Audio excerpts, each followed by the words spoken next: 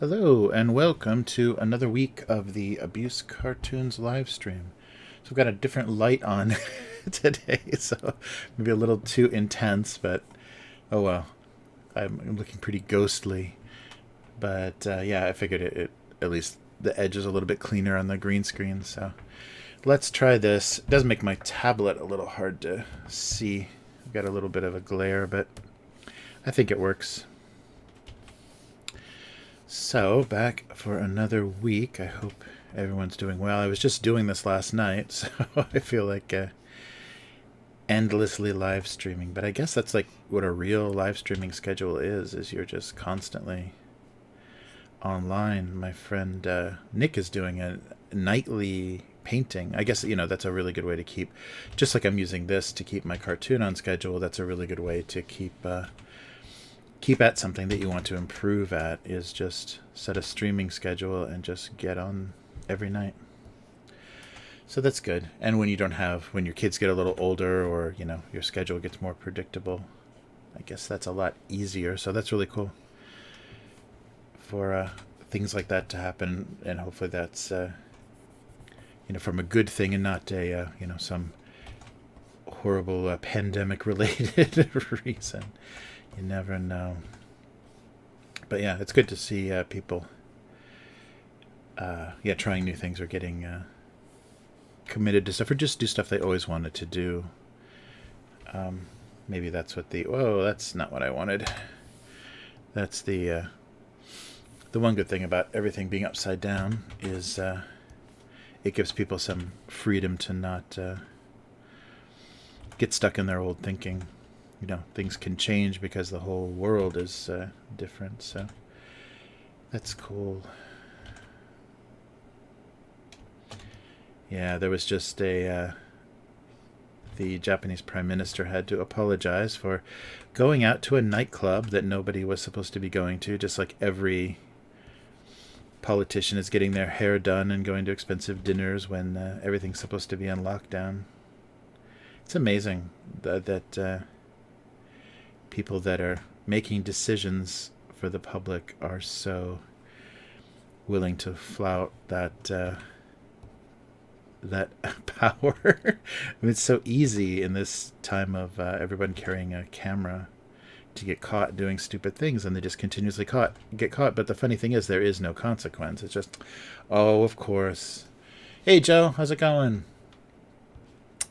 Good to see you. I caught you last night. When I was doing the live stream, we're just kind of flipping through some old game books last night to kind of promote the new video that's coming out for the gaming channel this Friday. So that was fun. Yeah, I was huge. I got through probably like 1,000 pages. Flipping through, I mean, not like reading very much, but flipped through like about 1,000 pages of old 90s game books.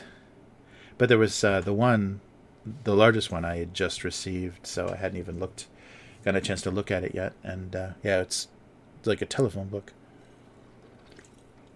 It's crazy.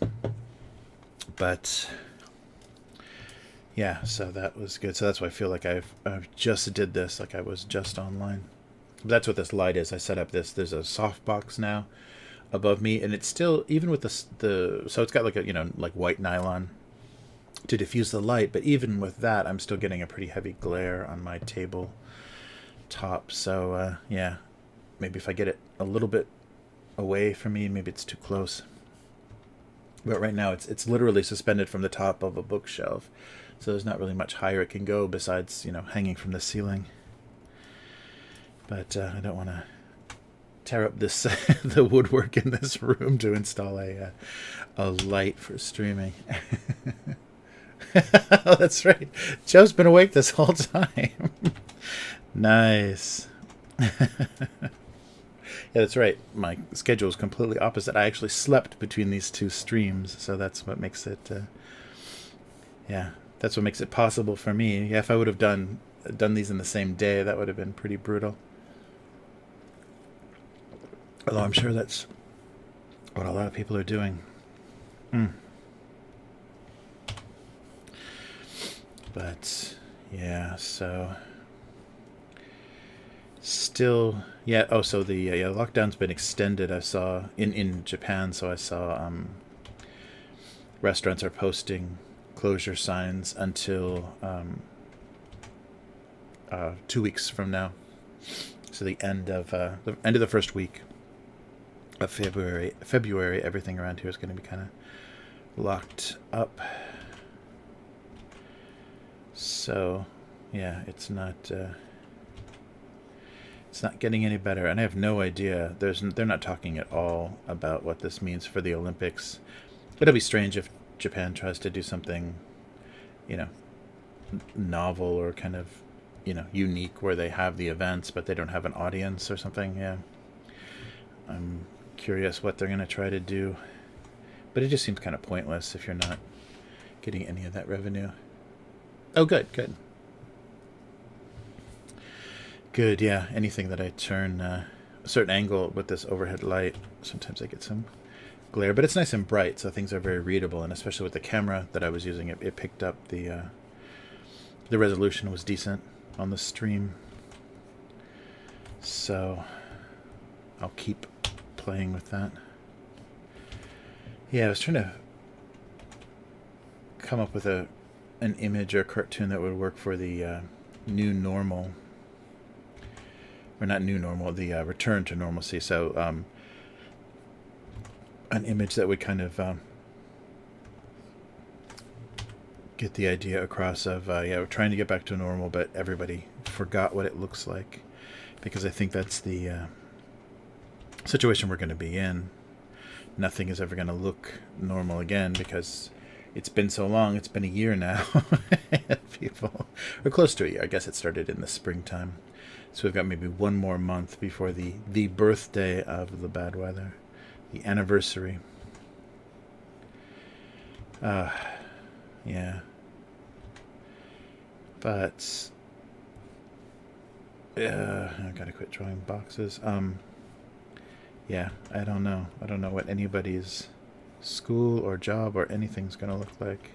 I just can't believe how many kids, especially like public schools in America, are getting no education at all. They're just talking on or they probably just have to sit to be compliant with like attendance.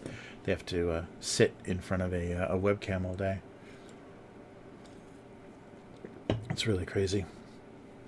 They literally should just have like some check-in, like a homeroom kind of video call, and then assignments go out in email and whatever, so kids could actually, that would be the biggest benefit of it, is kids actually learned how to prioritize their tasks and budget their time, so they'll have a lot more time to do things, because if you get efficient at doing things, then you could just it'll take a few hours what an entire school day would have taken otherwise. So some kids may come out of this with some benefit, but it just sounds terrible. I read something about the Chicago school districts. The teachers union is refusing to go back to school, like refusing to actually hold classes again at the school. They want to stay online, and I guess the union's strong enough to make that happen, so it's just crazy. Alright, a box of something. But I couldn't imagine if that was my kid. Just watching them sit on a Zoom call every day. And it's, public school, so everyone's thinking it's free, but it's actually your tax money that's paying those teachers to not go to school.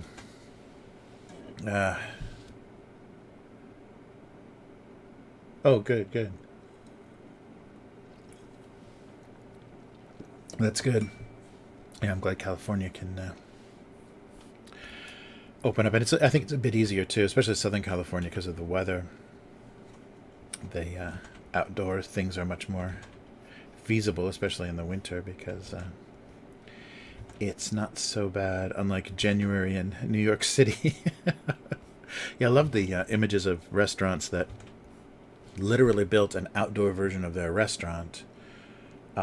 So pretty major temporary construction and like heaters and stuff to allow people to actually sit outside, and they aren't allowed to do that now either.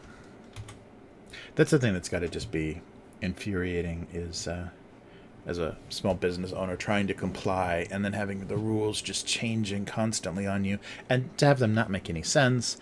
And then if you just get fed up and just start to do whatever you want, or to do what's going to benefit your business the most, then you get fined, or you get just harassed by the city.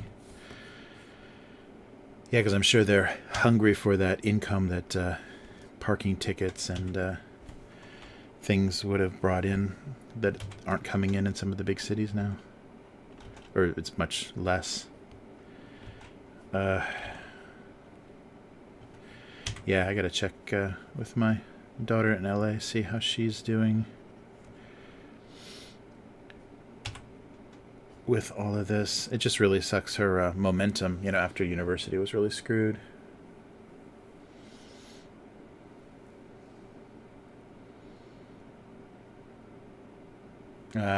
Yeah, that's crazy. Things, people moving around. Hey, Rev, how's it going? And that's the thing they're worried about here, because out where I am, kind of outside of the city, there's 1 or 2 cases, and but they're worried about when they shut down cities, then people that still want to do things like pachinko, or just drinking, or restaurants, will come to places with low infections, and so it's going to increase cases everywhere, because you're going to have people moving around. Yeah, so that could be the same thing here. We'll see. And they're still talking that it could get extended. The lockdown could be extended even more, if it's even doing anything. It's so crazy. Ugh, that's so lopsided.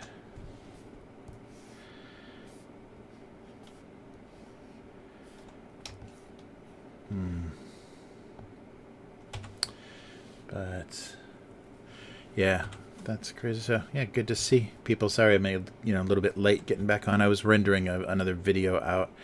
The latest video that I was promoting on that live stream last night, I got a message from one of the patrons, the Patreon subscribers, and they said, yeah, I like using these videos for information from my players, but the last one you did kind of gave away a little bit too much of the story, so I kind of spoiled a few things that they wanted to use as as surprises, in the kind of campaign. And with that, like, just sitting out there as common knowledge, it kind of ruins what they wanted to do with the game. So I figured it's good that I don't think I didn't think of this in advance, but the way that I'm putting those together, they're pretty modular, so it wasn't hard to take out the references to things that spoiled it for that game group. So that was cool. I could do a spoiler-free version pretty fast. So I just edited about 3 minutes out, and it works fine now. And also the way that it did the voiceover, it's easy to cut words and things out because there's big pauses between everything. So very easy to do. Because if I would have done like a more natural conversational tone, everything would be kind of blended and linked together. But I read the kind of this slow pace to increase the dramatic effect or whatever. But it works really well for editing, because I can just take parts of sentences out, or change the subject of sentences really easily because of how slowly it's being read. Yeah, that's the first thing. Those videos are literally the first thing I've ever done for YouTube that's been scripted. Everything else is just kind of improvised, conversational stuff. So yeah, I like that. I like the it's a lot more work, of course, but I like the final product feels more kind of timeless, or more significant, I guess. Much more intentional. And a lot, when you're having a conversation, there's a lot of like in there that you don't have to cut out when it's a script. All right, so doing more boxes of things. Yeah, yeah. Hey, Sedona, how's it going? Wow.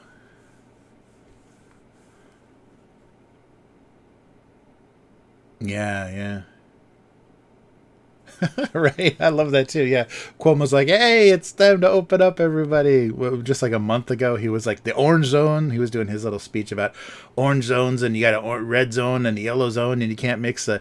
You understand? And like he was explaining like we were children about whatever New York's stupid infection map was about. Uh, yeah, and the amazing thing about what a mess the world is I don't think there's going to be consequences for anyone. Like I don't think anyone is going to suffer politically or financially or they're not going to be in jail because of the things that they did, and a lot of the stuff really borders on tremendous abuse of power. But yeah, I guess they figured out that. I mean, that's why they're doing it, is because they figured out that there's not going to be anybody that's going to come down on them because most of them are doing it.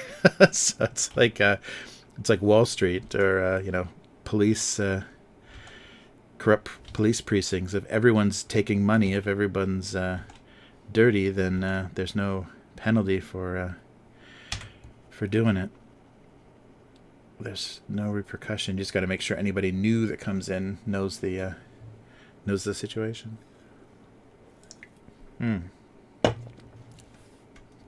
But yeah, so it's really, yeah. I really wish. And the thing though, I read an essay a few months ago that this is like it. The weird thing is we keep feeling like this is the first time this has ever happened. Wow, this is such a unique situation. Wow, we're dealing with this, and parts of it are like aspects of it are with the existence of social media and things make it different. But every time there's been a major disease, a major pandemic situation, it's always a chance for business and politicians to take advantage. It's always been like that's always been the way. There's always huge political change and huge manipulation, and not for the better, but systems get altered because it's just like a everything's up in the air in ways, and people are kind of scrambling for new positioning and new power, and so people thinking like things like wokeness and social justice were going to calm down because we have to focus on this disease, and that's not true. It's actually they amplified because it's opportunist. It's a very opportune time to take advantage and make further inroads into whatever you wanted, access or power or influence or whatever. So that's really depressing that humans are so so predictable. uh yeah, it's crazy.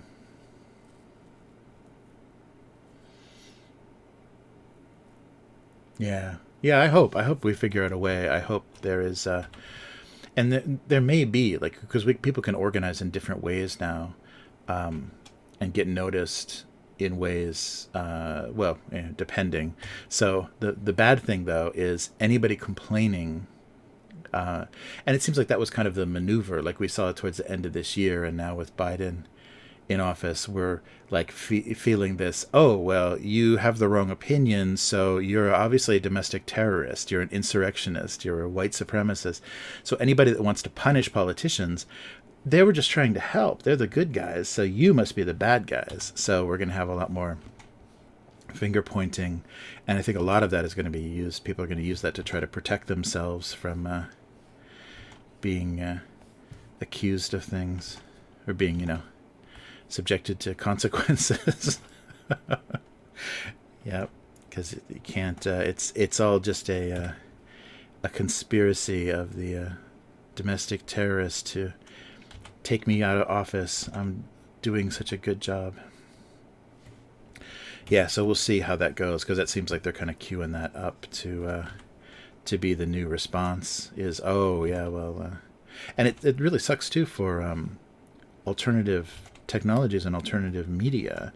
Is that as soon as they get that label, like as soon as another platform is like, oh yeah, that's where all the racists are, your company is dead. Like if you're trying to do a new social media platform and people are seeing it as an alternative, and you get a bunch of 4chan members or whatever, or some of the more radical parts of Reddit or whatever on your platform, then you're going to get labeled, and then you're going to start getting your access to banking or credit card processing or whatever taken away.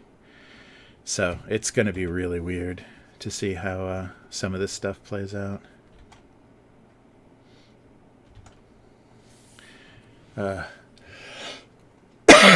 But yeah, we're just gonna have to wait and see how ugly it gets.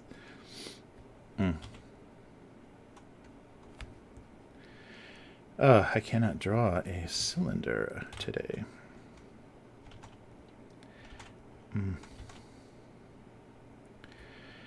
Yeah, but you have to keep switching gears. I've been doing all this week. I've been doing like video editing, like voiceover and video editing stuff, and now I gotta switch over to drawing and coloring and writing cartoons.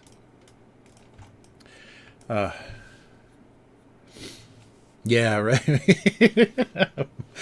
Black supremacist site. Yeah, it's endless.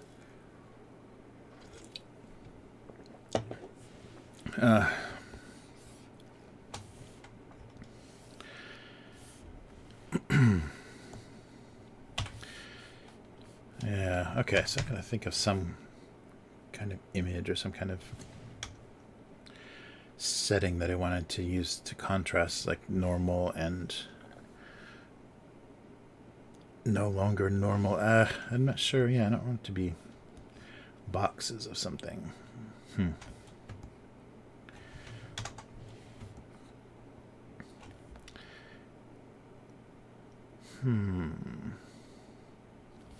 Yeah, I don't know. Let's try a couple of things.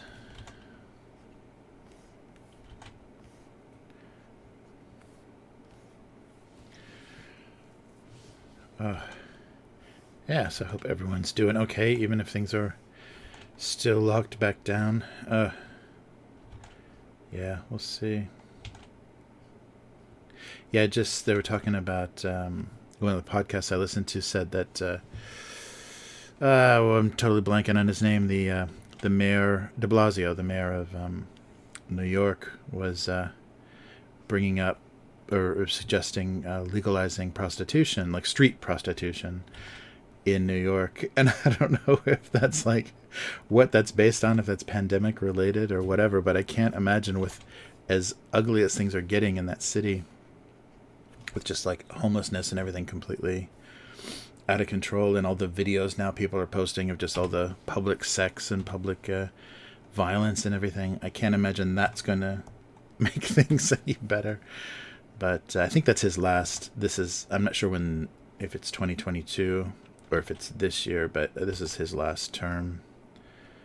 So hopefully they'll get somebody else in there that'll help the city recover from this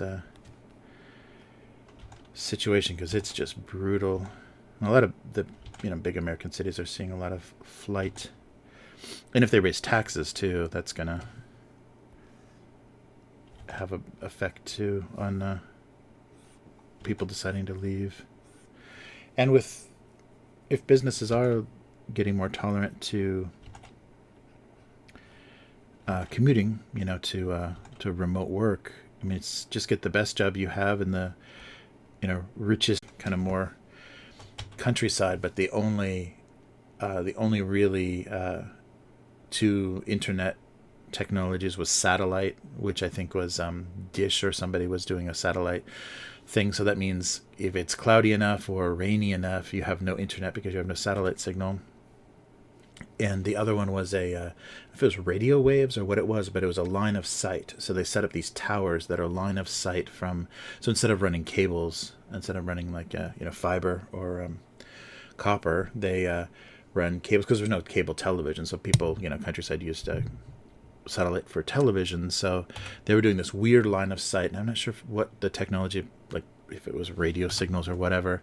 But the company was one company, of course, that had a complete monopoly, and they were complete jackasses to deal with.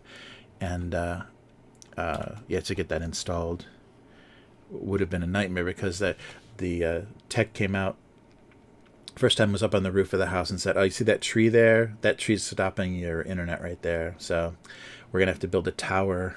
So you had to build like $1,000, just like one of those metal towers for a TV antenna, the same sort of thing. But they wanted like $1,000 for it to put, so just move it like a couple of meters this way. So now we're clear of that tree, so we can put that here. So yeah, from your house we can't do it, but so it seemed very, very much like a scam. And yeah, really didn't want to deal with that at all. So that really killed my ability to work. So that ended quickly. And that was another contributing factor to coming to Japan. The internet here is insanely good, and it's everywhere because it's so small. There's nobody without internet access here, because it's so easy to do. It's not quite, I guess South Korea has the best version of that, because they implement things, they make it a priority, implement things very fast. And even in places like, train tunnels and things, you have cellular, or the 5G or 4G service, because they put antennas and transmitters even in tunnels, so you're never cut off. So you can still run into places like underground parking structures and things that don't have access here. But I guess that's the big source of pride for South Korea, so they'd go crazy with that. Okay, this is getting a little too cartoony here.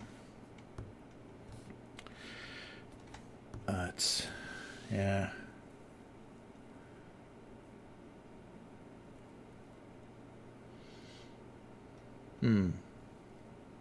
Oh, yeah.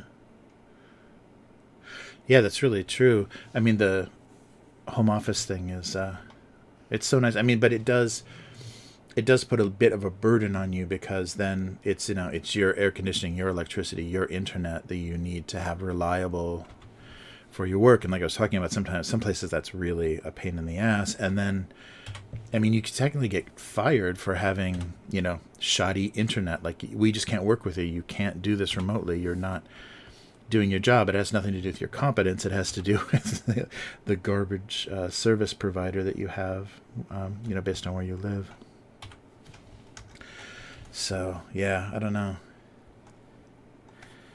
But I had that for a little while, because I continued LA jobs, both when we left Los Angeles, and then when I moved to Japan, I was still doing contract and freelance work. And that was great, because the pay is so good. And that was the first kind of culture shock coming to Japan, is realizing how underpaid any visual illustrator, or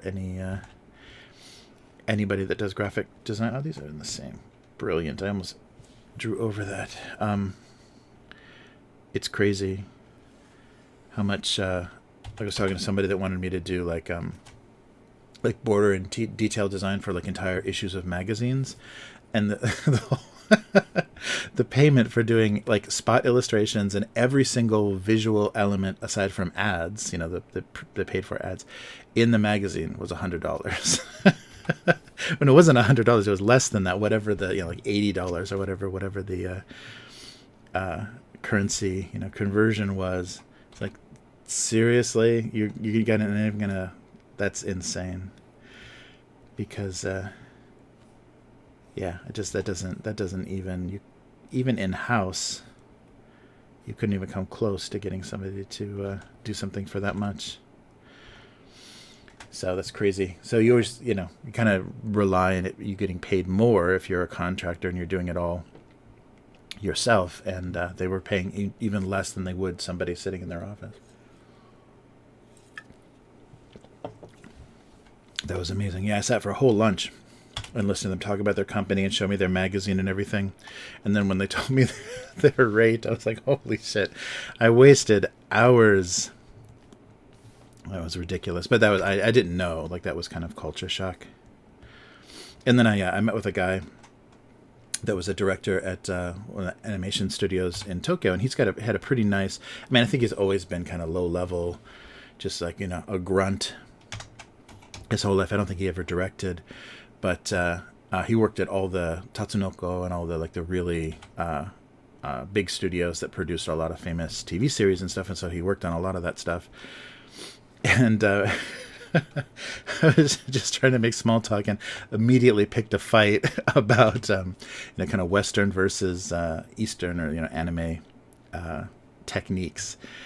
And it was the same thing when I was in school and in the U.S. and in California. Most of the teachers there are traditional animators and kind of Disney, feed Disney and Warner Brothers and everything. And so they hate anime. They hate that style. They hate the rhythm and the number of frames and things that they use. And but the same is true the other way, is the Japanese animators hate American animators and how they kind of the rhythm and the look of their animation. So yeah, right away I blew that access because we got into a frame number discussion. I'm like, oh, damn it, this is not what I want to be talking about with this guy. And I didn't hear back, of course.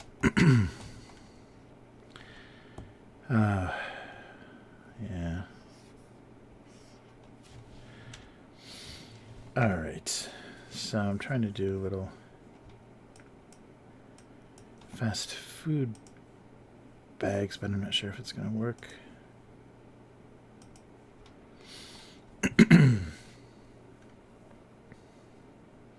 Oh yeah, no, that's true. And if companies, if you're working for a big enough company remotely, then yeah, you'll definitely can get some support. So yeah, that would be good to see, is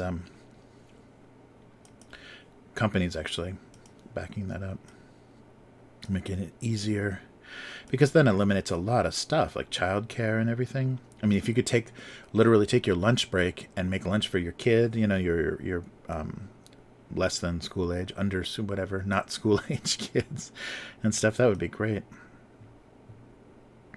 Well, they're all learning from home anyhow, so ugh. Yeah, it's crazy. Oh, this isn't going to be what I wanted. I wanted to just do a contrast of things not being normal. Yeah, I don't have any ideas.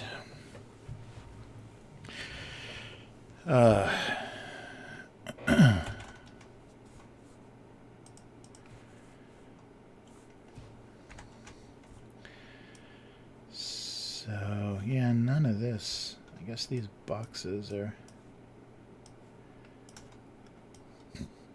sorry. Too much Red Bull. Oof.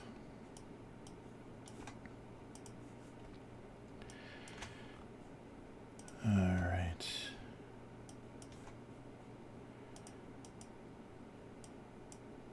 Oh.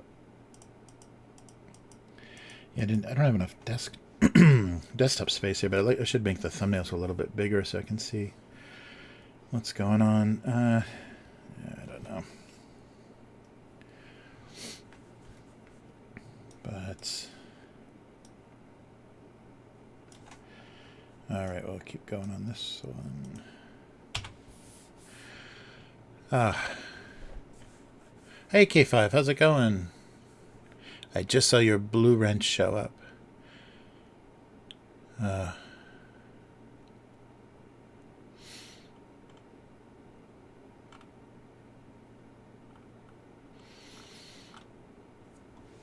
All right. Yeah, the usual Thursday thing. Or Wednesday night, I guess. Or I guess it is like Thursday AM for a lot of people.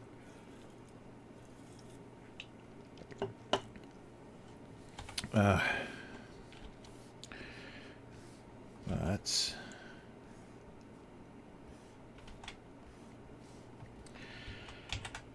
Alright, let's make this bigger so I'm drawing at least the same scale. Yeah, I should do a a can cover or something so I'm not doing so much Red Bull promotion. Yeah, there's another. Yeah, Japan has a very strange. The energy drinks they have here, I guess, because they already have like tonics and things, kind of the Chinese medicine version of these things. They have Monster, some very odd flavors of Monster, and then Red Bull. I guess Red Bull's from Thailand, so it makes sense that they can infiltrate Asia pretty well. But yeah, there's a lot of stuff that they don't have here, but they have some G Fuel or something, some horrible like gamer themed stuff that it's just really garbage. It's got so much artificial sugar in it. It's really sweet, but it's that fake sweet.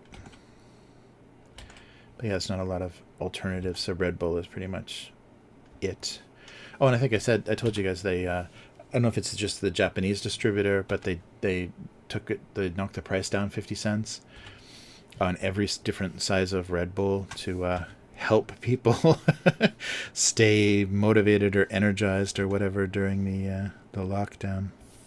So just a PR stunt, but I thought that was funny. Ugh, yeah, I definitely want to straighten that.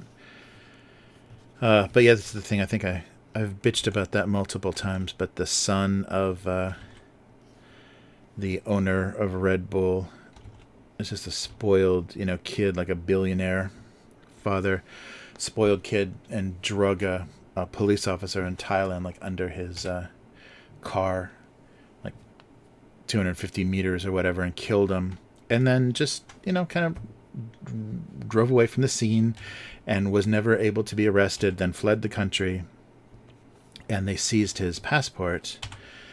And because the father's so rich, he could just buy his kid, basically a passport from whatever country he wanted to hide out in.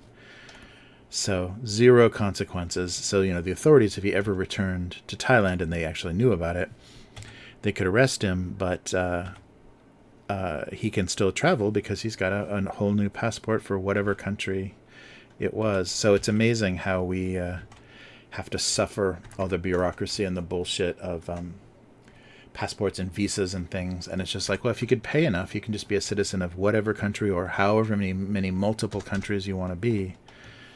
And that's the thing we're going to have to deal with. Like, if there's ever a huge crisis in China, we're just going to have rats fleeing that country that are just going to, they already have citizenship to half a dozen countries.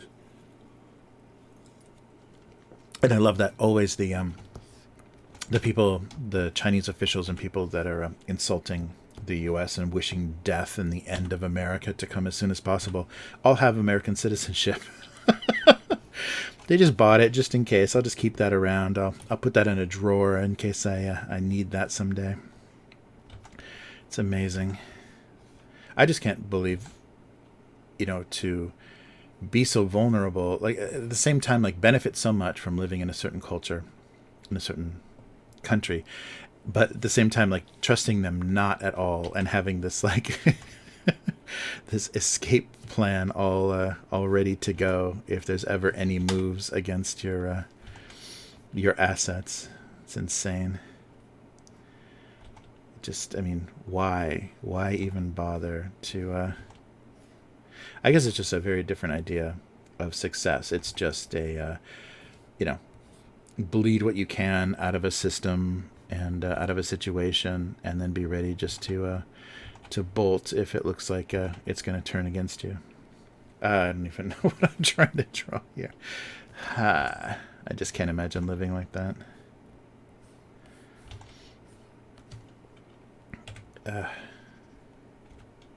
But, I suppose that's like a majority, how majority of people in the world feel about the situations that they're in.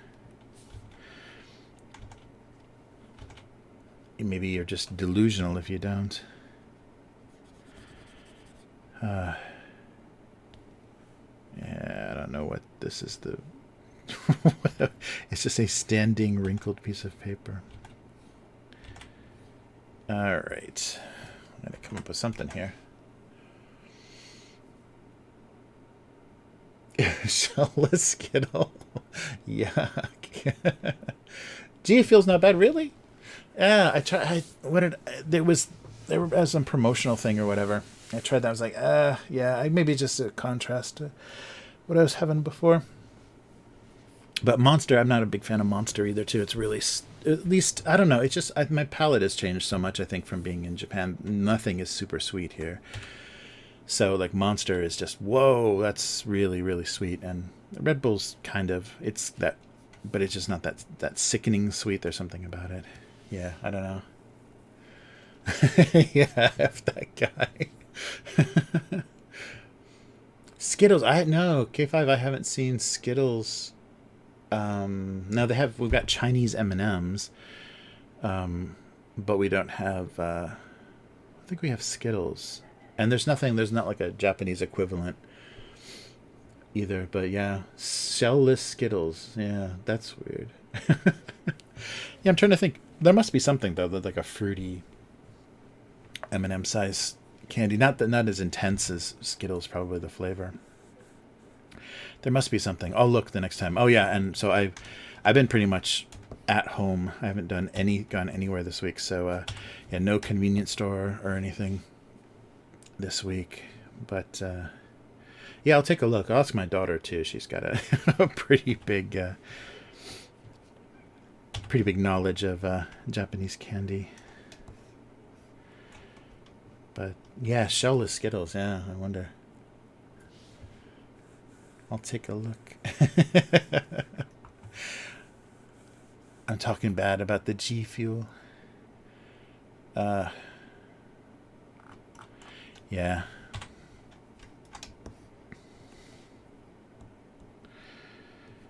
So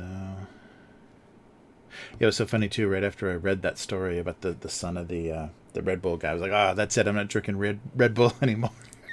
And look, you come back to it. It's just like, if you hear something horrible, or you finally realize like the damage like McDonald's or Starbucks is doing. It's like, okay, I'm never going there again. And then yeah, it's just like, what actual effect does that have? And you eventually are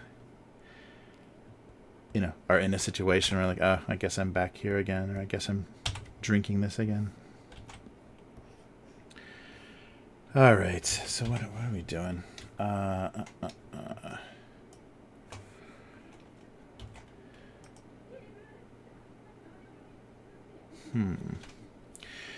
Yeah, is there some way to contrast? Oh wait, maybe a drink between them might work. Oh, that big.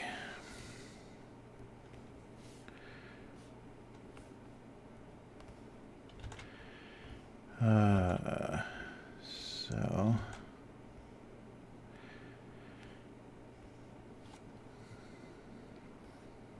that's not the right proportion, is it? Yeah, the lid has to overlap a little bit more than that. Yeah, so it looks like it's stuck on.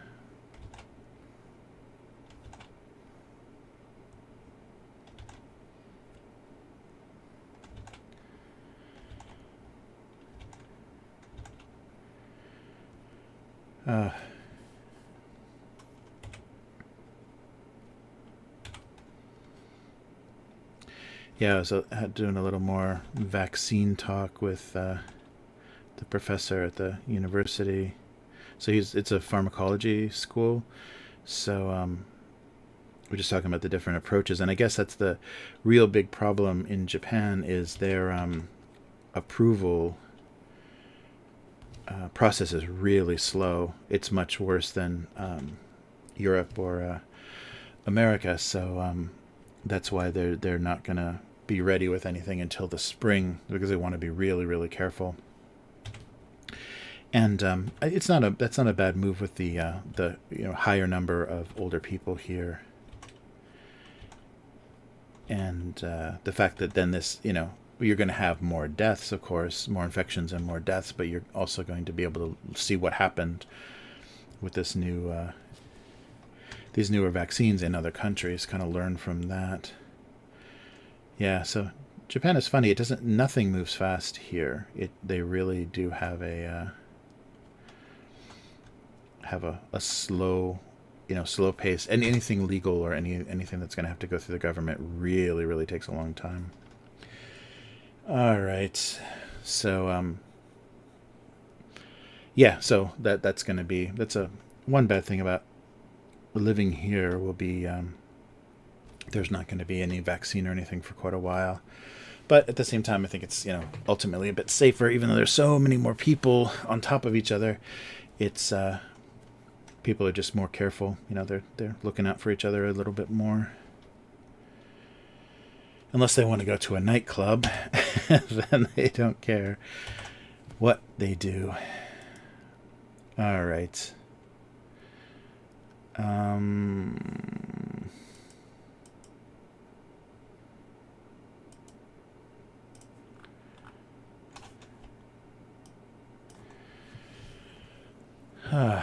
Yeah, I don't know what's going on.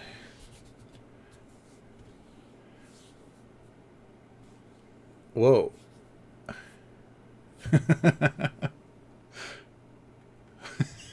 Yeah, exactly. Yeah, right. Yeah, that's right. American fast food, that's always like, oh my God, my stomach. Why did I eat that? What did I do? Yeah, and then you're back. You're back to try it again. Yeah, that's a thing, and it's got to be a food safety thing or food handling. I guess food handling issue. Is I've never been sick at fast food in Japan. I only got sick at one yakitori, like grilled chicken restaurant, because they did this weird salad. They must have had some old ass chicken or something, but they did little strips of chicken in the salad that were seared on one side, so basically half raw, half cooked. And I think that's a bad combination, because you get any sort of bacteria in there, and it gets killed on one side and excited in the middle and still alive on the other side. So I had a couple of pieces of this seared chicken, but literally like one side was cooked, the other side was raw. I got salmonella like really bad, but that's the only time I've ever gotten sick at a restaurant here. And the fast food is amazingly okay. I mean, it's it's still the same garbage ingredients, but they must handle it differently, because I've never had that like just been wrecked after having a McDonald's or Taco Bell. So there must be something to that. There must be something about the guidelines and kind of what they use to prep the food and store it and everything. There might be a lot less. Well, and I think it has a lot. I mean, you just look at the attitude of the employees in if you a Japanese McDonald's versus a American McDonald's, or even Taco Bell. There's finally a couple of Taco Bells here, and yeah, it's like people actually care about what they're doing and don't want to be seen as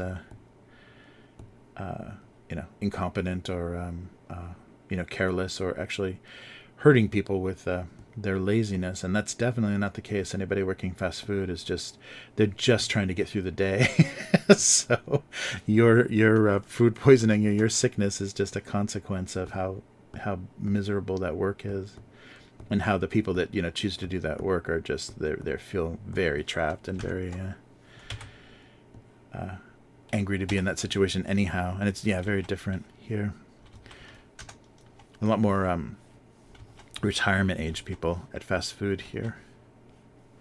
So no good pensions or plannings, but maybe also the wives that husbands died younger than they thought from smoking related or whatever. A lot of cancer here. But I don't know what I'm doing. Yeah.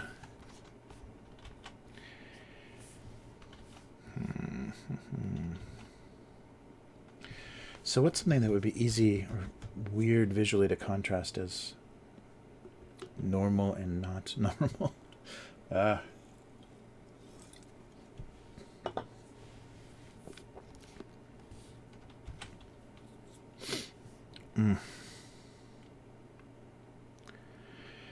Yeah, just something weird and out of context. Let's see if I can do a weird coffee mug joke or something.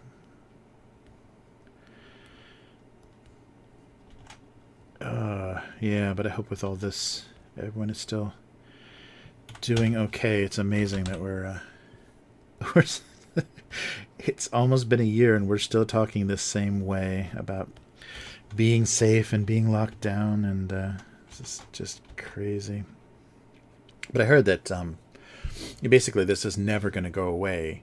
What's going to happen is this current problem, we're just going to build up enough of an immunity, and hopefully through like vaccines and stuff, be immune enough to as many versions as possible, and it's just going to kind of enter that mysterious area of things that make you sick, things that cause colds and cause flus that aren't as life-threatening, but it's going to just be around forever, because there already are those same types of viruses in the what they measure causes colds and causes regular flus that aren't incredibly life-threatening. So eventually this is just it's always going to be there. People are always going to be infected with this for the rest of civilization.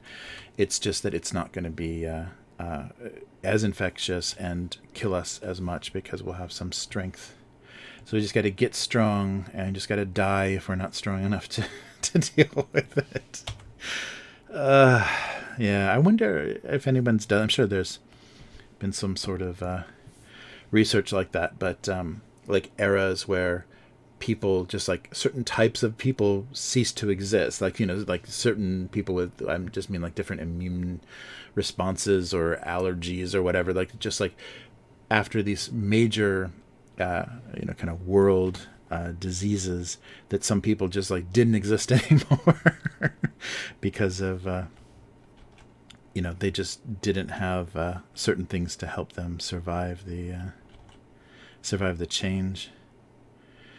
It's crazy.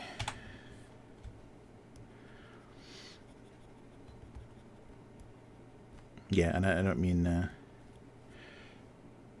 I'm not talking about anything racially or ethnically. I mean just like just people's basic immune responses and things.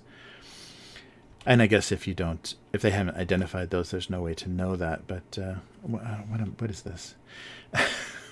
But yeah, I'm sure that has happened, where we've gotten to points where people have just kind of dead-ended because of how things have changed, how whatever infections or whatever. All right, so what in a coffee cup makes it not normal? Yeah, I don't want to do any more mask jokes. That didn't go over very well. Or wait a minute. Look at this. I drew another mug instantly. Now we're going to flip it and see how poorly I drew it. Not so bad. Here's an idea.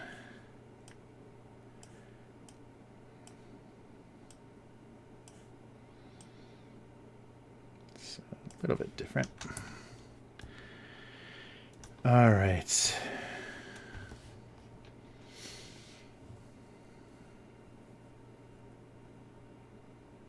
Yeah, right. Okay, 5. Yeah, no, I haven't. The closest thing I did was I liked, there was I was trying to think of a logo idea for a podcast thing, and I was doing one of those. Oh, let me bring it up. Now that you got me thinking about it, I'll move my window over here. Now that you got me thinking about it, what is the name of it? Oh, here we go. So I liked the oh, come on, give me a preview, you bastards. Yeah, so I was doing a logo, and it was based on, there was like a Spanish illustrator that had done some those illusions, or those those kind of optical illusions where you can't tell like what's behind what. So just really simple geometry. Yeah, I don't have anything that it was based on. Oh, these are all Illustrator files, that's why. Oh, that's right, I was doing this all in Illustrator. So why aren't you giving me previews of these stupid images? God damn. I'll just open a few of these and see. But yeah, so here's the kind of the idea.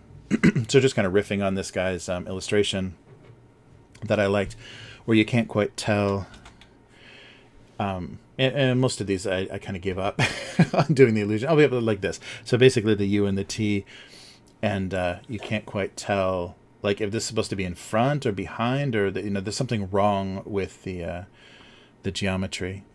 So yeah, I was playing around with this logo, and it was usually like a three-legged table. Yeah, where you were kind of I see. I blew the illusion in a lot of these, but where you can't tell like kind of what's in front and what's behind. Whoops. But yeah, I liked a lot of this. Yeah, and I hadn't really done it before, but I was kind of yeah. See, I ruined the illusion with getting too graphical. Oh, it's like this. Yeah. So the legs, you can't quite tell like if something should be in front, because this leg looks like it should probably be in front of that logo, and it just kind of make it disappear, so you're not quite sure like what you're actually looking at. But they're not as strong. It's not as strong as the actual original illustrators, but I just like the color scheme and the kind of how optically it's kind of weird. And then I can write on all the flat sides. See, I was doing all the flat side stuff. Yeah, so that was fun. But yeah, it's funny you brought that up, because that was the only time I was really like kind of obsessed with that. And I was just picturing how nice that would look like on a shirt, or as like a little ID logo in the corner. But yeah, that's optical illusion. All right.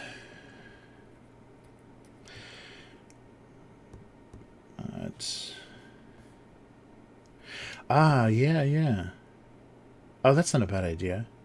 I don't know if I can get it to come across. Okay, let me just try this nonsense, and we'll see if this works. If this is a viable idea, but I'm not sure. Let me get these a good distance so I've got some room. Yeah, I like that color scheme though a lot. The original, I don't know if I still have that original image, but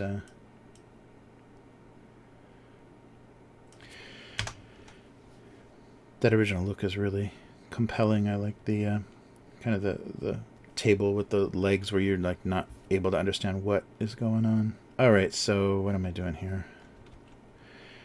So I just wanted to draw basically the mask, and then just stretch it in between. This isn't. Yeah, this visually isn't gonna make much sense.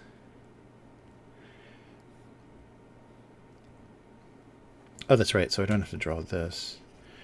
I can just bring it back around and through. Oh, this will be an optical illusion, because how did this even happen? How is this even possible? Yeah, so I don't know if this will actually connect to the idea of like normal, but I don't know.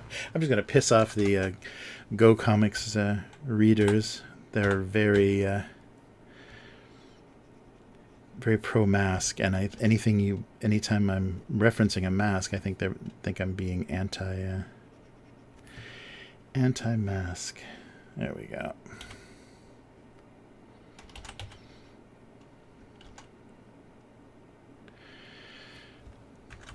Yeah, I don't know what's happening, but that was the idea.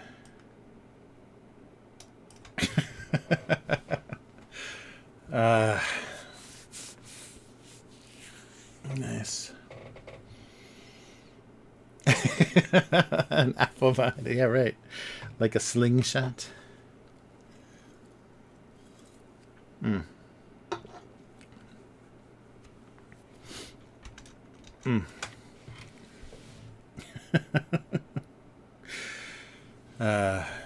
Yeah, it's really weird that that's become such an issue. And previous to all of this, like 2019, that was still just an Asian thing. Like if you saw anybody wearing one of those medical masks, it's just like, oh, it's an Asian style, it's an Asian immigrant. that does that, and we don't know why. And then suddenly it became this this way to decide who was with you and who was against you. As always. Oh, so here. Oh shoot! I drew on the same layer. Oh well. It still works. I didn't ruin anything.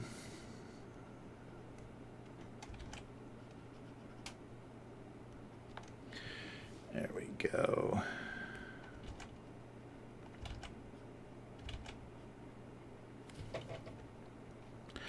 Yeah, it's funny how people are looking so hard for the you're with us or against us kind of stuff. Whose side are you on?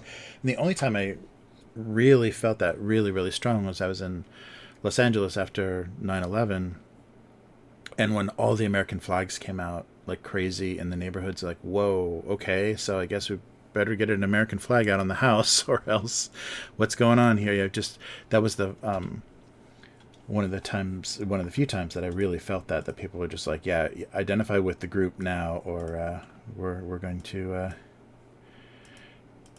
be suspicious of your motives.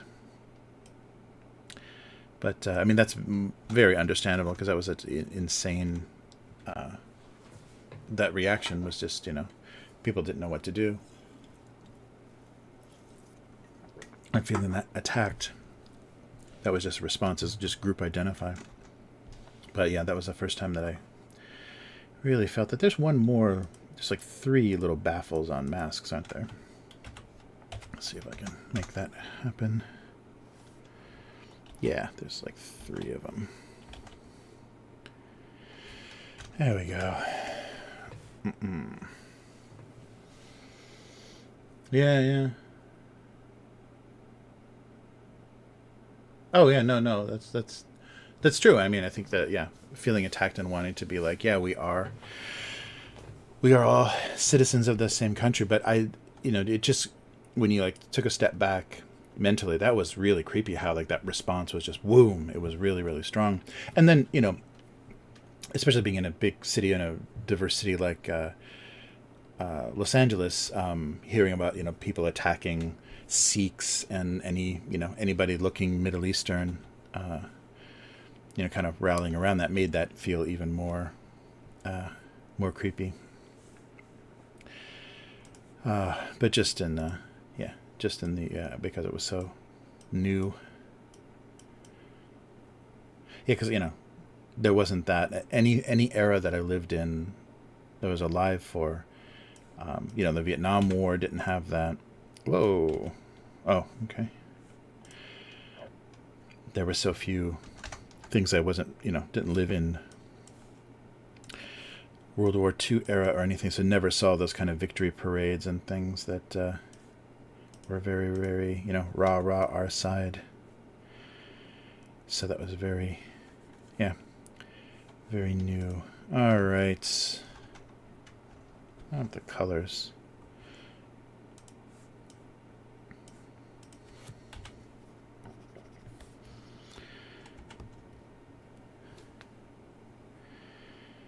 Alright, maybe fix this just a little bit. Oh, I should fix this on this level. Alright, turn the color off for a second. No? Yeah, there it is. It's very, very tiny. Yeah, I got some overlap here.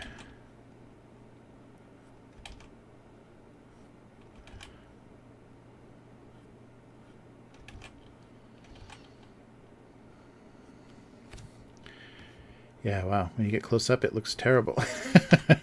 But it's not going to be that big, ever. So, there we go. Alright, quick repair. Yeah, there should be a contrast, right? Like the mask and the strings. Maybe the strings should be more pure white. Oh, you're kidding me? I filled it on that layer, didn't I? Fucking hell. Alright, let's try this again. There it goes. But yeah, the string should be like white cotton.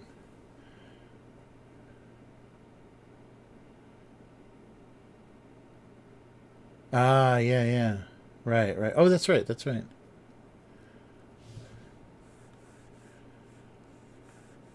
Where's my cursor? Oh, there we go. Oh, I can read it over here. Hmm.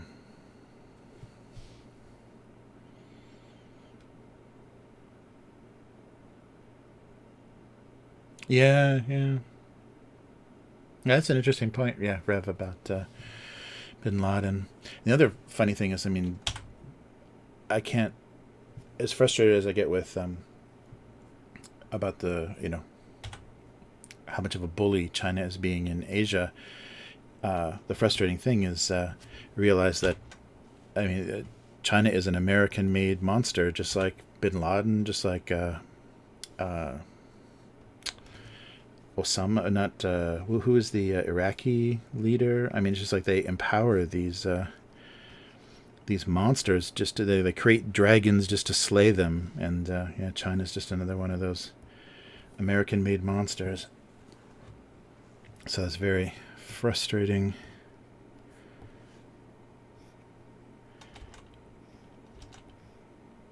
It's too dark, isn't it? A little bit. Yeah. So and stitches on the side. I think I can do that with the rendering. Yeah. Let me try that now. I don't know if I want to fill the mugs or not. Whoops. There we go. But yeah, do like this on the side, just to kind of suggest that. Because the more intricate I get, the more it just gets lost. Because remember, this is my size. That's my final size. So if I'm too zoomed in, I'm going to just draw stuff that no one's ever going to see. I should make this more prominent, though.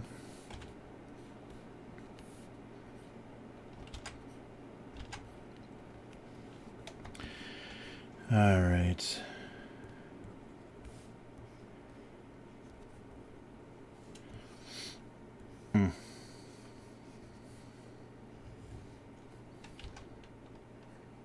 So maybe here.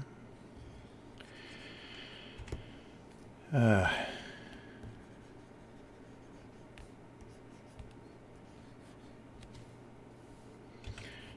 that much. Yeah, this might work.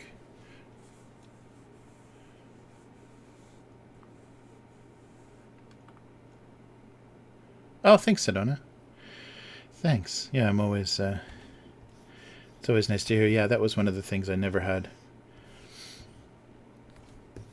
a lot of confidence about. But one of the painting teachers I had in Chicago was like, "Yeah, that's definitely one of your strengths." And I was like, "Oh, okay. Well, I guess I should pay attention to that." And that's been the fun thing about this cartoon is the palette for it. I've been able because it's so varied. Like, there's not like it's not just like half a dozen characters that I had to always decide what they're going to look like. So things are always different colors, and just kind of muting things or trying to have a similar palette in a lot of situations to give the the cartoon a look was fun to do. But yeah, early on I didn't have any confidence in that at all. That's gonna have to be white. Yeah, same with this.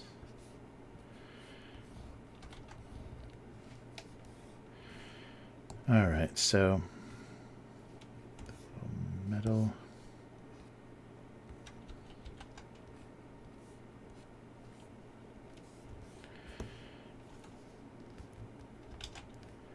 So make it a little shinier. All right, so maybe only that kind of little middle part. I don't know. Let's see. Oh yeah, yeah. That actually will be nice. Bring that out a little bit. All right. Well, I have no idea why this is this way. I guess I'll fill them with something. Nice.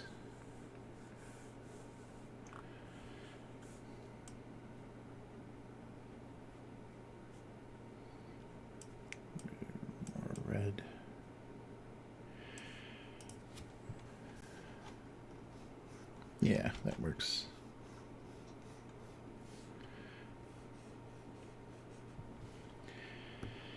Then we can go back and do a little of this.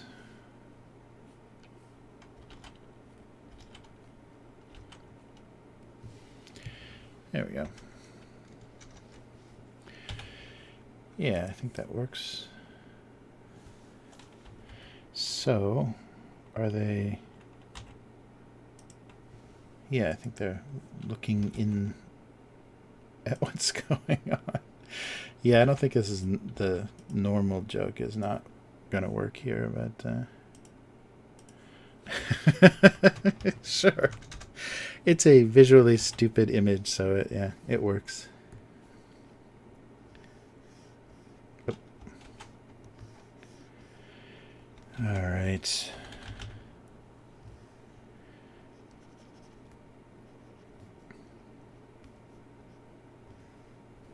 Oh, this is literally going to be off the ground for this to work.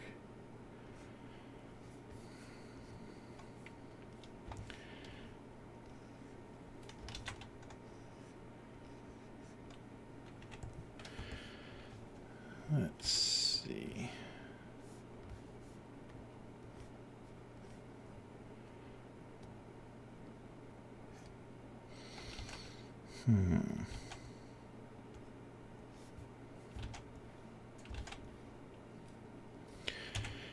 Yeah, that works. There we go. All right, so I have no idea what that's going to be.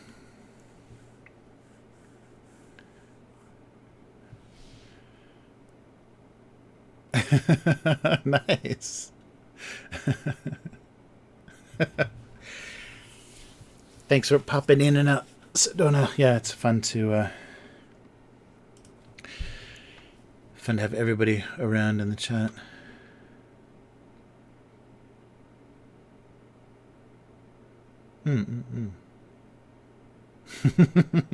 Yeah, hanging in there. Yeah, that's a good. We're still surprised how how much it was hanging in.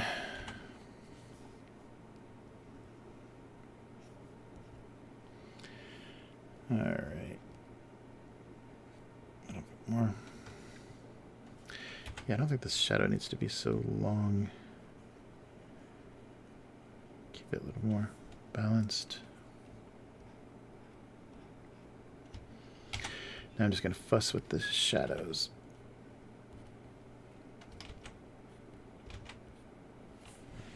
All right.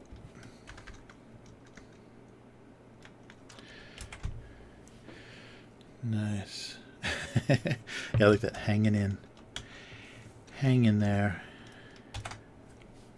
It's almost it's almost back to normal. It's almost herd immunity. Hang in there till herd immunity comes. All right. So what's going on? All right, another threesome. Well, yeah.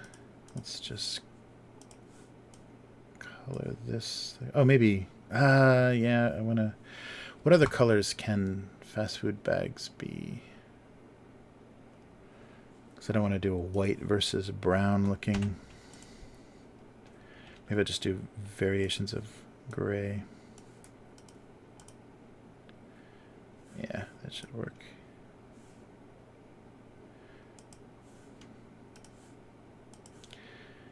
All right, and do the red straw. Oh. Closed a lot of this artwork.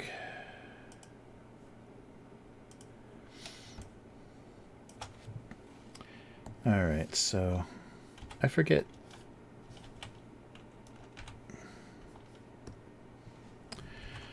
What I used to draw. Oops. Above the color. There we go.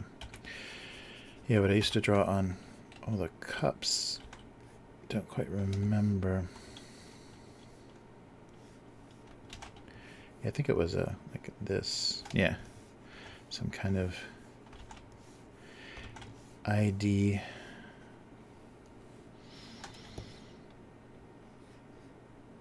Oh, I should make them from different restaurants, though. Just fill it in. Then I guess it would be different letters as well. Yeah. Let me get rid of one of these. Which one? Maybe this one. Oh, hey. Hi, Phonics Raid. Nice. How's it going? Oh, man. We're getting a lot of hidden messages there. Nice. Well, good to see. Good to see everyone. Yeah, still at it. The same old weekly thing.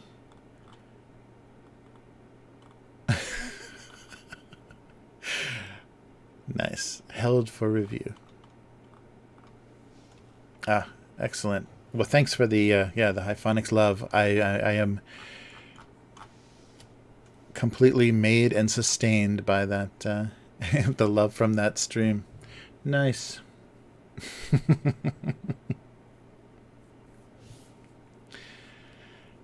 Excellent. Wow.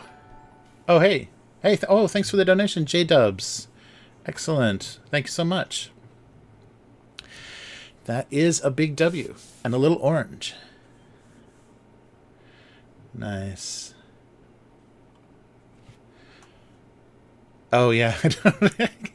I need some emotes, don't I? I should work on some more artwork to make this worthwhile. Nice. That's weird. I don't understand why some things are being held. Nice. Well, welcome, welcome. I hope somebody can find it interesting what's going on here. Yeah, but yeah, big thanks as always. To what? Let's see. Okay, so so that's an M, so this will be a W. Right? Right.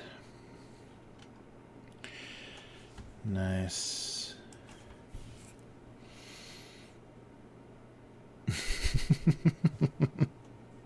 Oh, now that's a big W.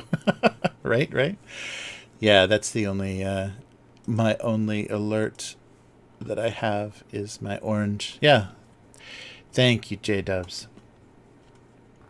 Much appreciated.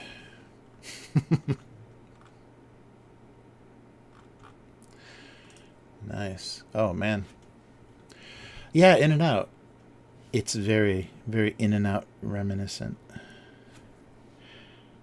Yeah, should I do... I guess it looks different enough. But maybe like a two-tone or something. Oh, thank you. Yoitzvin, thanks so much. Ah, you're from the Hyphonic Stream. Keep up the great work. Thank you. Yeah, I appreciate the love. That's very cool. Yeah, maybe something like this, like those two-tone bags. Yeah, something like that to make them look visually a bit more different. Yeah, I definitely think that's where the red and the stripe came from. Is In and Out.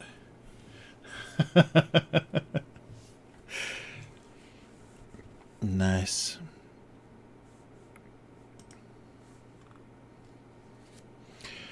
Ah, thanks. Oh, thank you. Tim Gade, thank you for the donation. Much appreciated. Yeah, I finally got my alerts working. No, that's a big $2 donation. It is. Big $2. Thank you. Much appreciated. All right, so let's try to put some light on these. And then it makes it look, the printing looks a lot more believable when there's a, it's a bit in shadow, so that helps. Excellent.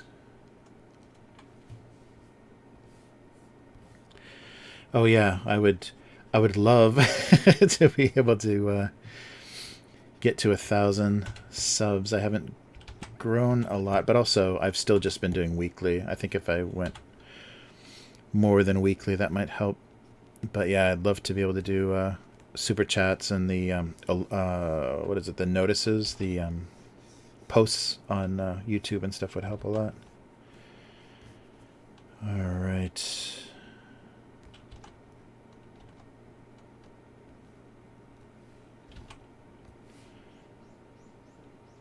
Cool.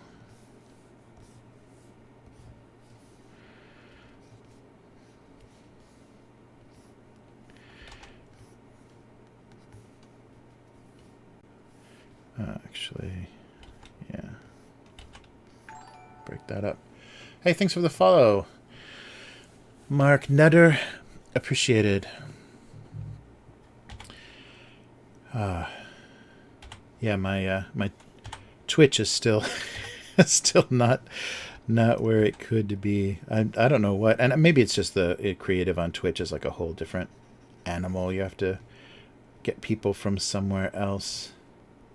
Because, yeah, the art, even just the art category is pretty small compared to even just chatting is much bigger than people doing creative stuff. And a lot of the art stuff is actually like people with cameras on canvases and easels and stuff. It's actually physical art, not Photoshop. Nice. A number one with a Diet Coke. Yeah, I got to figure out Digital Bob Ross. Yikes. Oh, thank you, Flocka, for the donation. Third donation for the small train. By the way, can you show the drawing board or on cam if possible? Oh, cool. Yeah, so this is what I'm doing. Oh, thanks for the follow. Jurgen, this is what I'm drawing on. Whoa, look at that. Is it blowing your mind? It's exactly what... So this is just the mini... I think it's a... 13-inch. This is the little portable Wacom tablet, but it's not a touch. I can't affect it by touch, but it's just a stylus, so I can get the pressure. It doesn't have the pressure of the one at my office. I've got a big Cintiq, the 22-inch Cintiq, the real heavy one. They started getting a lot thinner. But that's the office, and that's got thousands of more levels of sensitivity, so you can really do nice digital painting and stuff. I'm just using this to kind of simulate my drawing and inking style. And once I got set up at home, this table literally can't even hold that the big Cintiq at my office. So I got the backup. So this this is the Wacom 1. And it's a little funky because it's got these stupid legs. Hey, thanks, Cats and Fish Brot. Thanks for the follow. But it's got these stupid legs, so you don't have any... you can't control the angle. So it's got kind of a fixed angle, which is not great. But, yeah, but otherwise it's pretty comfortable, and it's got a nice texture. Hey, Plexus! Thank you for the 382. All right, that's exactly what was needed. I'll check some dollaroos. The dono train is rolling. Thank you so much. 300 subs. I have to twerk at 300? I don't know. I don't want to know what I have to do at 1,000. Yes, thank you. Whoa. Oh, yeah. So, yeah, I was at 300, so it just really jumped. Why? Yeah, maybe the YouTube is not... Sorry. Yeah, I apologize, everyone that's subbing on YouTube. There's no notifications. Of course, that's. Sorry about that. Yeah, my alerts are not set up. I guess it's because I'm logged in with Twitch. I guess. Sorry about that. Yeah, apologies for the no notifications, but thank you for.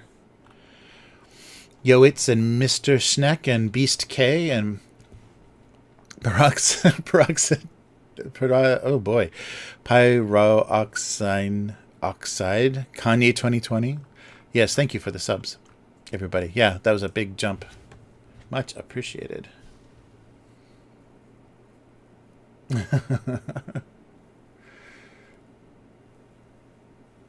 Thanks. Yeah, that's huge. That is 50%. The beard question. About 10 years. Yeah. Thanks for the follow. QT Fainty. Yeah, when my wife was pregnant with our uh, youngest daughter, I grew it because it was, yeah, just a change of life, and I'd never go. Oh, thank you, Jasper Kai, for 420. Of course, thank you so much. Appreciated. Where's my? There we go. Very cool. Wow. Yeah. So big. Yeah. Thanks so much. Oh, that's right. That's why. That's the amount was Australian dollars. That's why it was converted to such an exact amount. Thank you, Plexus. Oh, how's your job going, Plexus? That's right. You or no, you're not, maybe not working. You're still finishing your degree, but you were hired pre graduation. That's excellent. Thanks. Thank you. Yeah, this is much more chill. This is about as energetic as it gets. Separated Cheese, thanks for the follow. Much appreciated. And Tasty Donut, thank you. Yeah, sorry, I'm only getting Twitch. Only Twitch notifications are showing up, so I apologize to everybody on YouTube that that's not going, because that yeah, thank you so much. That was a huge jump. That was, I was at 300, now I'm at 449. So that's a 50%, 150%. So thank you so much. Yeah, that's wonderful. One of these days, I'll hit the hit that 1,000. Oh, nice. Oh, very cool, very cool. And you got, wow, they even moved you. That's excellent. Oh, that's so good to hear.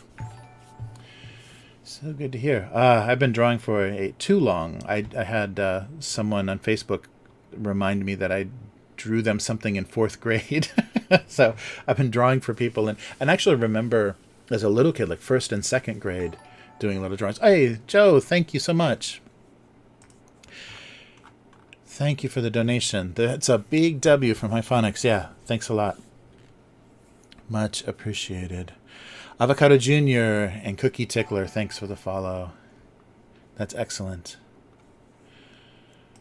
Wow. Very nice. Yeah, wow, over 450 now. Yeah, 451 on YouTube. Thank you very much. And this is going to help Twitch considerably, because my Twitch channel is so bad. Nice. Very cool. Thank you. Yeah, my former classmate said, yeah, that she had it, and I guess her mother found it and teased her that a boy gave her a drawing. But yeah, so I used to draw like I remember doing like little monsters or little characters, and then cutting them out and making a little little standees, and giving those to kids in my class. Yeah, so it's been a long time, and I started out liking cartoons, and then moved away from that because I didn't think. Thanks, Low Will, for the follow. I thought, I needed to be more serious and do painting and drawing and figure drawing and landscape painting and things, and went away from cartooning, but then kind of found my way back when I just started to work and then try to have a career and a full-time job.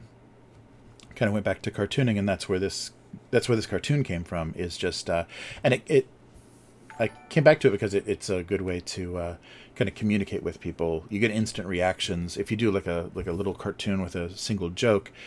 You produce a lot of those, and you get a lot more reactions. Hey, thanks, Monarch, FN Monarch, for the follow.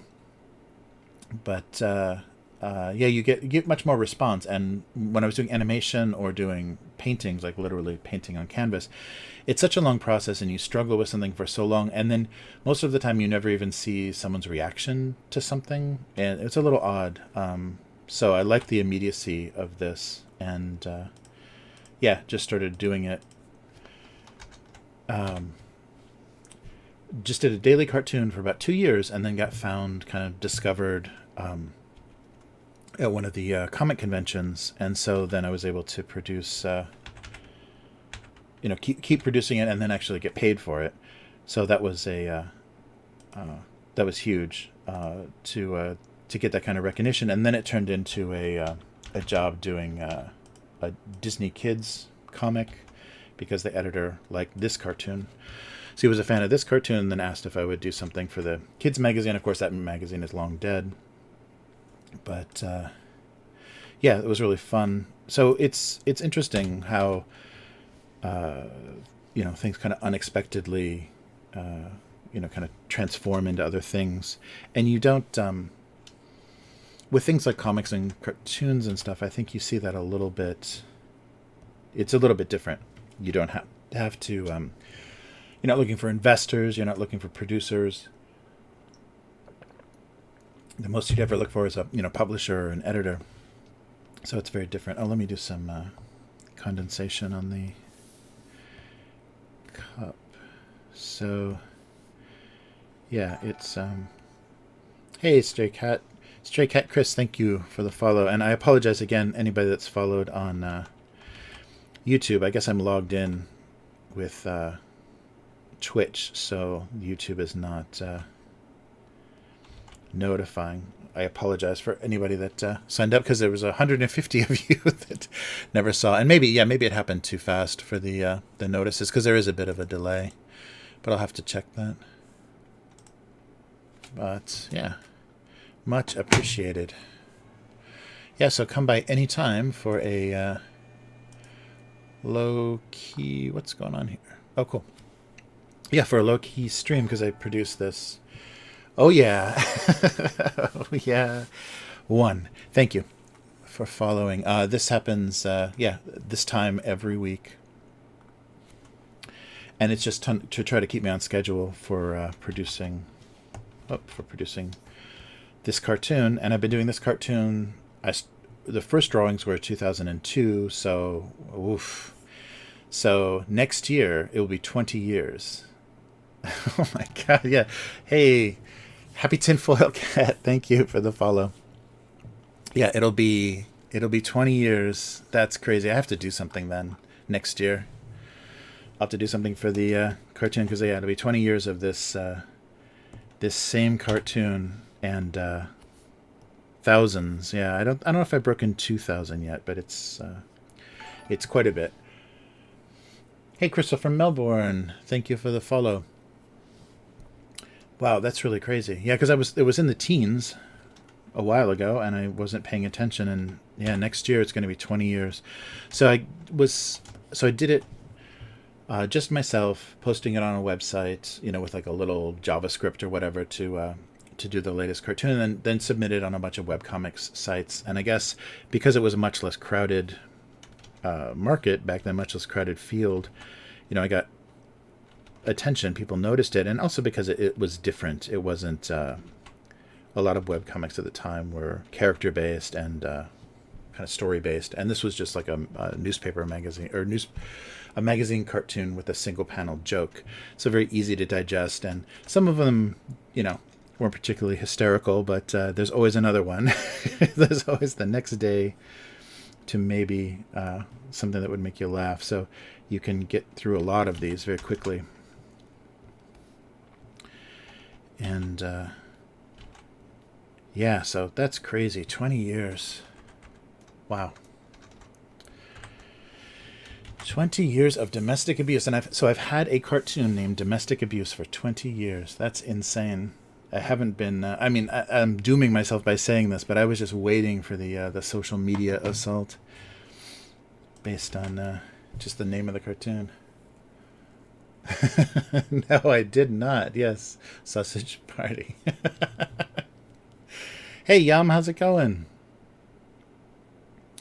Nice. Oh, sorry. Yes, I have the typical American pronunciation of everything. And I even had a coworker from Melbourne. I even had a coworker in Japan from Melbourne, and didn't ever say it correctly. Yeah, that's the unfortunate thing, and that's the when people ask, like when Japanese people ask how to pronounce things, and they from foreigners they get multiple versions because a British, an Australian, even a Canadian, and an American aren't going to say things exactly the same. Hey, thanks for the follow, Mikkel Corwick. Nice.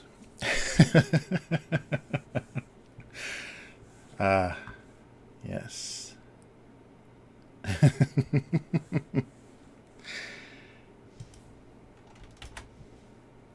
Yeah, it's funny. That's the several countries divided by the what is the expression? The two countries divided by a shared language.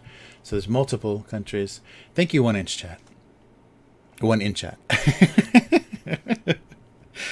I'm thinking it's 1 in chat. All right. So here are. I think these will work. Oh, actually, I should do the oil on the bags too. That's always fun for the fast food. So if the bags sit long enough, oh, maybe not so saturated. They always have the nice. Oh, am I? Yeah, I'm not masked here. There we go. They always get the nice greasy spots on the bag. And no, it's not.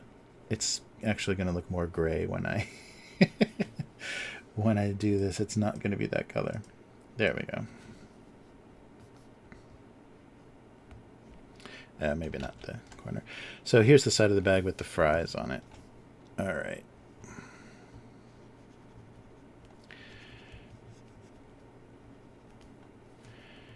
So always, yeah. I think they've actually improved the whatever the material they make bags from, because I don't remember seeing paper bags from fast food getting so disgusting and greasy. But this is like the very common memory from childhood is, especially if your parents bring home fast food, by the time they get it home, it's already like started to bleed through the bag.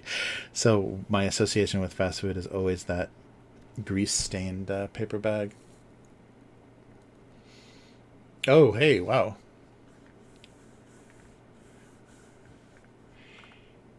Nice.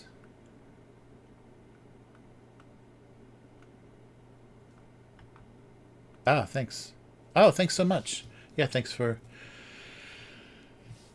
doing notifications. Yeah, I will be back at the same time, probably much too late for a lot of people. Yeah, and I try to get on about the same time, but it does vary. But this is usually the night. Very cool. Yeah, take care. Yes, I wanted to have it. I wanted to have the soda in a dilemma. So, all right. So we've got 2 of those. So let's take a look at last week. So every week, usually, if I've gotten out of the house enough during the week, I have something from a Japanese convenience store. So try some kind of crazy corn flavored chocolate or something. But sorry, nothing this week. But the other thing that I do is take a look at on gocomics.com. The archive of all these comics exist. So let's take a look at that real quick. Okay, so here is Go Comics. So this is what the site looks like. So if you follow the cartoon on here, this is what it looks like. And so this is last week's cartoon, and then you've got the whole calendar and everything. So as you can see, my schedule now is just Tuesdays and Thursdays, so twice a week. And it's been like that for the maybe past 5 or so years. If we go back when it was originally, so 2004, it was the first syndication. So I started drawing in 2002 daily, and then so the first 2 years, and then got found by the syndicator, and then they started posting things. So I did daily from what month? Oh, it's not daily. Let's see, when did it start being daily? There we go. So by 2005, yeah, it was daily for a few years, and then I realized that it was a lot of work, and so it ran for a few years as a daily cartoon. But then I slowed down to just doing it twice a week. So they were cool with yeah, changing to that schedule. So yeah, since 2008, well, not more than 5 years.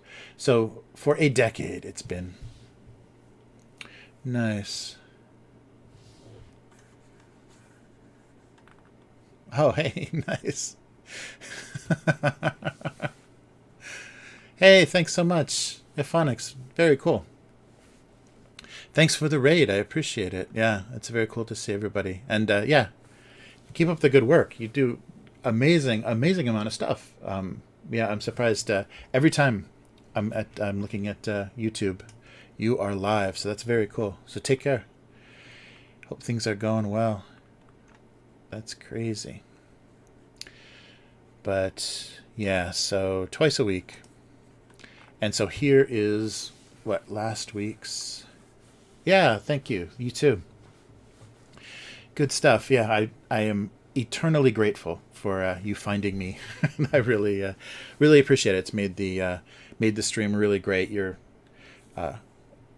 Everybody that's involved with your stream is so cool. So it's very nice to have that connection. So thanks a lot.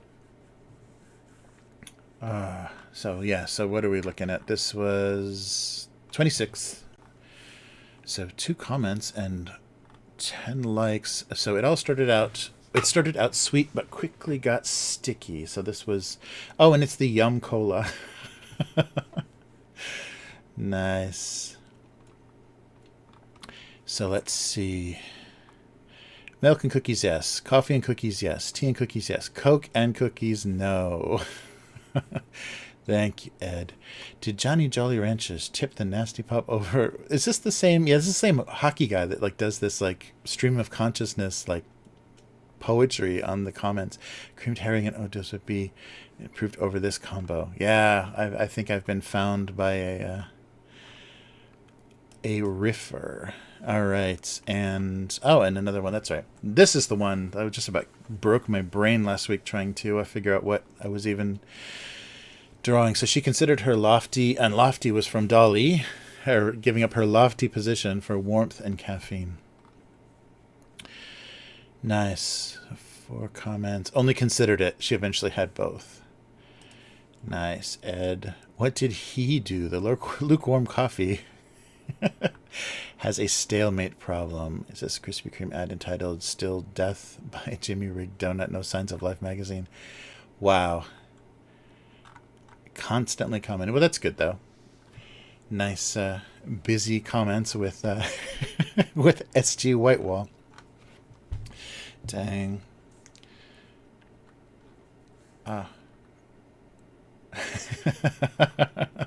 That's right. Yum eternally exists on Go Comics. Every Go Comics reader, and it's pretty big. I haven't looked at my profile in a while, but I think I'm getting close to 20,000 readers on Go Comics. So it's done better than yeah, any of my other attempts at social media.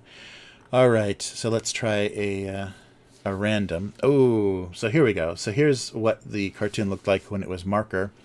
So marker on paper, I would just have like a letter size, horizontal, like landscape, and just draw with a Sharpie.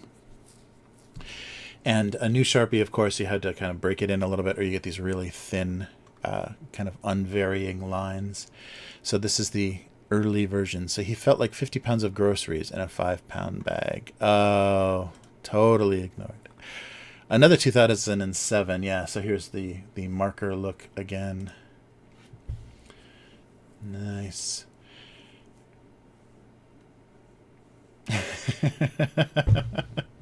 Hey, fruit fly.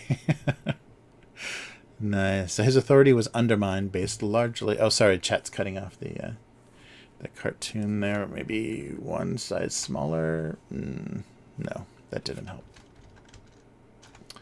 So I'll just read it. So his authority was undermined based largely on the fact that he did not contain a single paperclip. It's a little magnetic paperclip holder. Didn't Didn't connect at all. Wow, yeah, I'm hitting all the early 2000s. I think it took a while for this to hit. And like you notice, it's posted 2006, but the date was when I was still doing them daily in 2004. For the cable modem, sending and receiving could not be accomplished without truly connecting. There's a 2017. So there we go. So now you can see the digital. So the line width varies a lot more in digital, and yeah, colors and things. I did a lot more with like layering the soap, transparent and different colors. It was just easier when I was doing it all at the same time. So the kind of translucence of the bubbles and everything, that's very digital. And so kind of drawing and thinking about it at the same time. The green bottle soul has left its body. Nice. Yeah, chromosome. It's been a while.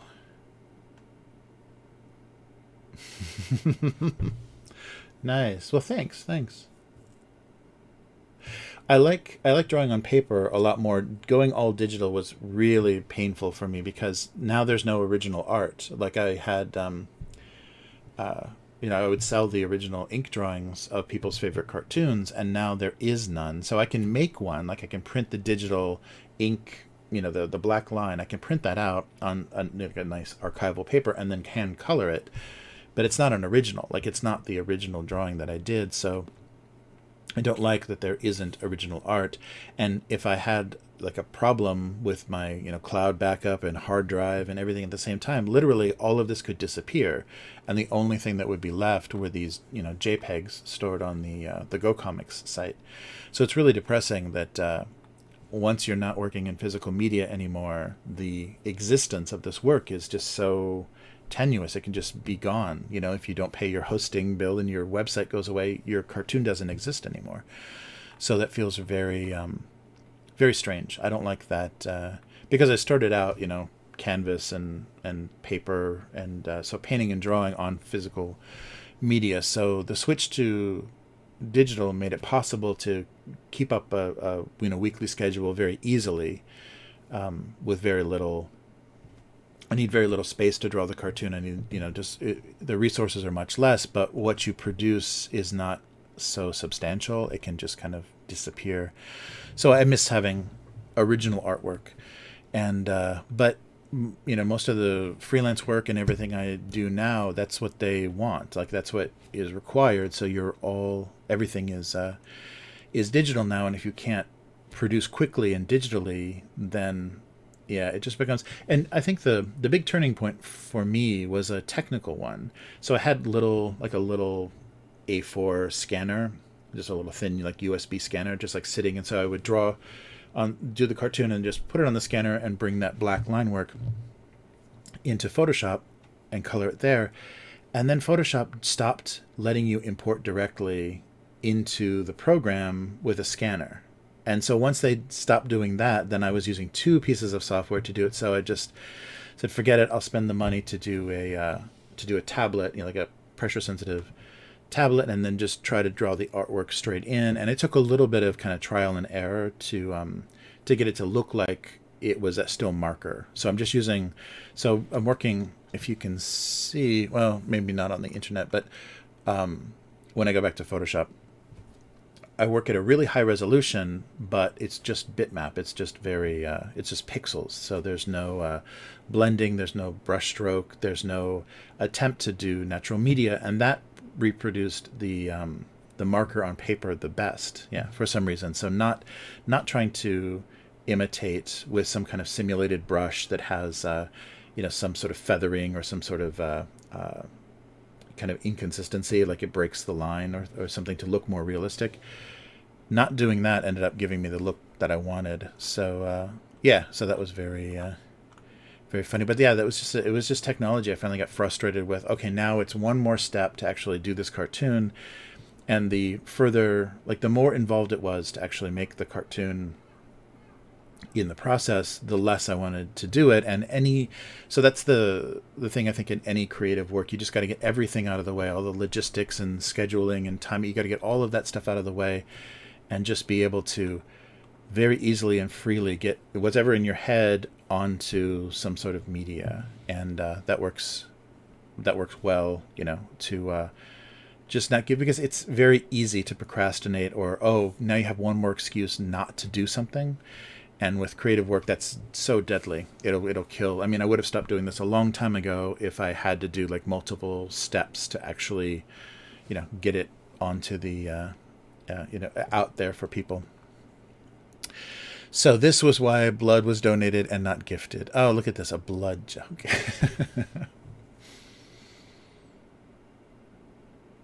Oh, wow. Yeah, yeah. Yeah, it's crazy. Oh, yeah, yeah. Avatars would be fun.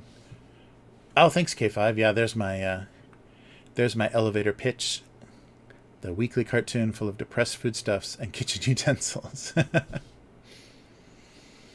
Oh, yeah. I mean, yeah, there's, fire and water, destroy physical media.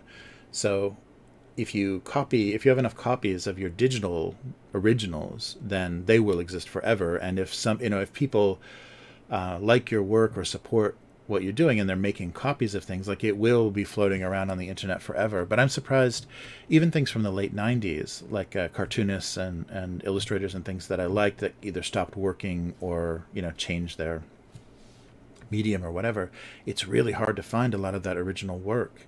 And so people that have done, things on paper, I'm surprised how much more that endures than a lot of people that were doing, web comics and things that were never physical, only digital. That stuff kind of just gets really hard to find if people don't stay in love with it. If it kind of falls out of, it becomes less popular, kind of loses its fashion. All right, donated blood. Me either. A 3-year ago comment. All right. Oh, wait. Was that a... let me see if I can go back to that one. Is that somebody bitching about... Yeah, wait. Oh, no, it's just one comment. Yeah, sometimes there'll be a string of comments, and I'll just read one, and people are actually reacting to... there we go, a clip. So here's another... Oh, yeah, it looks like... Yeah, it's paper. It looks like... ink on paper. He was feeling less like a uniting force and more like a tired clip. All right, one more. Oh, 2006, a Christmas one. The ornaments clung to the branch, not quite sure at what point they should stop being festive. Yeah, my aughts is not good on this website. I said one more. All right. He added almost nothing to the sandwich. He added almost nothing to an already boring sandwich. An additional slice of bread. Mayo declined the invitation to join the party. Oh, sandwiches are boring. That's baloney. Nice. Mayo's friend Dill Pickle wasn't invited. Yeah, it's funny. The readers kind of come and go on Go Comics. I think they because you can subscribe and then get, like, in your email, you can get just like a list of comics daily. But yeah, so that's where the archive of all this is. So if you want to see a ridiculous number, let me check, or actually, let me switch back. Let me check really quick where it's at. Oof, yeah, I gotta organize my archive a little better here. Yeah, so 2050. So yeah, 2050 cartoons on that site if you want to read 2,000 jokes over the last almost 20 years. Go Comics is where they are. All right, let me switch back so I can see your chat just in case it doesn't pop up. There we go. Nice. Oh, wait. Oh, hey. Yeah, so... Yeah, it's all negotiable. I think I had a little list of drawings, but a little list of prices for drawings. But yeah, just very easy pricing. If you just want a little digital doodle, we can do that live on the live on the stream. So just yeah, let me know. But yeah, just like, very simple. I forget what what I was doing for my rates, because especially internet and digital has to be pretty cheap. So like, $5, $10, something very easy. And just, you can just do the through Streamlabs or whatever. So very, very simple. But yeah, we can do that sometime online if you have some idea, because I can give you a like a PNG. Like that's what the big W with the orange. I was just doodling after I finished the cartoons on one stream, and did that and just uploaded the PNG. So yeah, very, very reasonable. And yeah, if there's time to do it on stream, it's very fun. Sometimes I have to cut a little early if I need to pick up somebody from school or something. But yeah, but thanks. Yeah, thanks for being interested, and let me know. Nice. Oh, thanks. Thanks for liking the stream. Oh, nice. All right, so now is the time where I struggle to write. Let me see. The chat window's a little... I had to rebuild this. Let's see here. I rebuilt this when I set up the new machine, so let's try chat there. There we go. That should work a little bit better. Nice. All right, so I liked Sedona's stretched thin, but hanging in. Yeah, so obviously, so my first idea that I wanted to do something with was forgetting what normal was. And so this idea came up when I just duplicated the coffee mug, but I don't think that's what's going on here.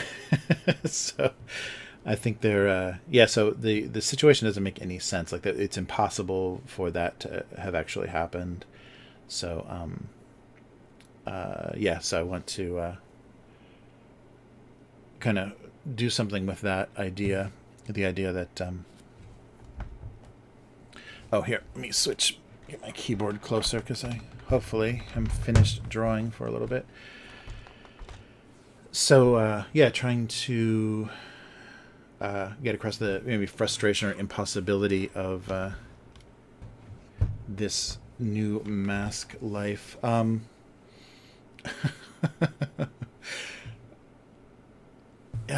being connected by this uncomfortable situation, this let's see, what was necessary. I like stretched thin. Hanging in there is good too. That because just the stretch of the mask looks a little bit like that the Bad Cat poster. It depends. Yeah, sometimes I do. Sometimes the joke comes first. Sometimes the drawing comes first. Recently with the stream, I just kind of do stream of consciousness and kind of warm up, drawing some objects and kind of thinking of some ideas. But yeah, I used to keep a notebook and just kind of write jokes down. But you can kind of tell, if you go back through the archive, it's very easy to tell when the joke came first and when the image came first. And I think it's stronger if the image is a well-crafted thing as opposed to it illustrating a joke. So my thinking is just, you have to, so I think I've talked about this before, and maybe it's not that interesting, but the balance of this, especially this single panel cartoon, is when you look at it, first you look at the image and you kind of, okay, there's two coffee mugs and a mask, and then you read the text, you read the joke underneath, and that joke has to make you go back to the image visually and see something else, or change the context of what you first saw. And sometimes when I have the joke first, the image fails. And so you have to go image, text, image. And that's when the funny happens. That's when the funny happens. No, that's when you can surprise, or that's where you can change the your perception or change the context of something to make it funny. And so sometimes if I'm joke first, the image is just too weak. And but it's also the same at the same time. Sometimes the image is too strong, and I never write something that kind of matches it.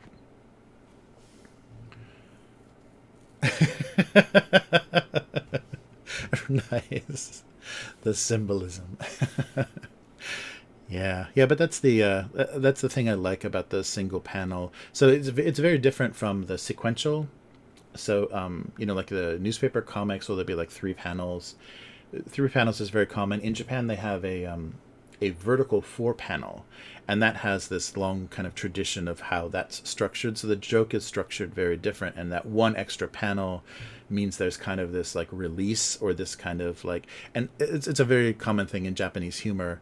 If you've ever seen like anybody performing on stage or whatever, there has to be a reaction. Or even I think manga does this a lot, like Japanese manga, sometimes anime, but somebody says a joke and then somebody falls backwards, and so they're like kind of legs up in the air, kind of like they were knocked over by the joke. Their reaction was so big.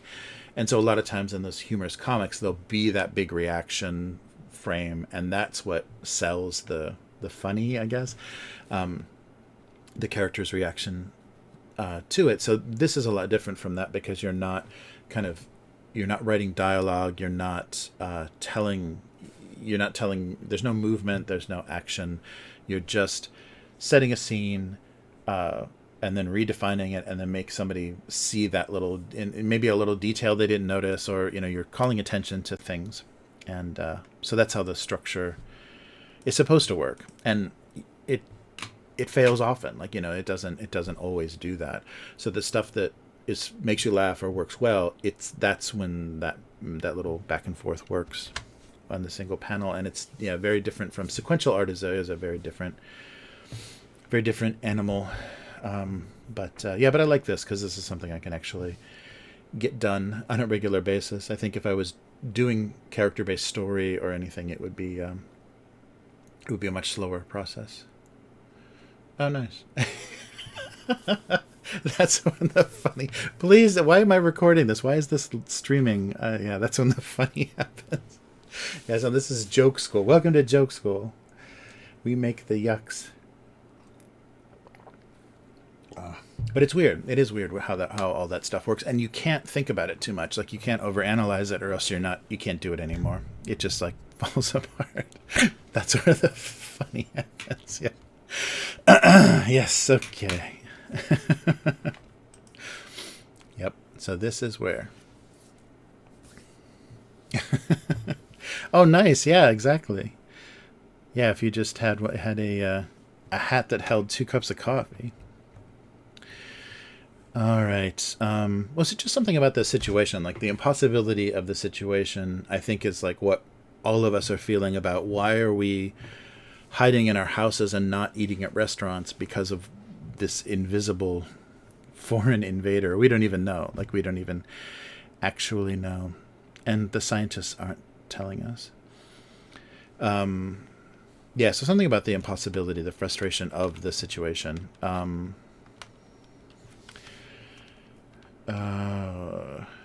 So something that should have brought them closer, should have connected them, was just frustrating. And the frustration of it being impossible to actually have a mask.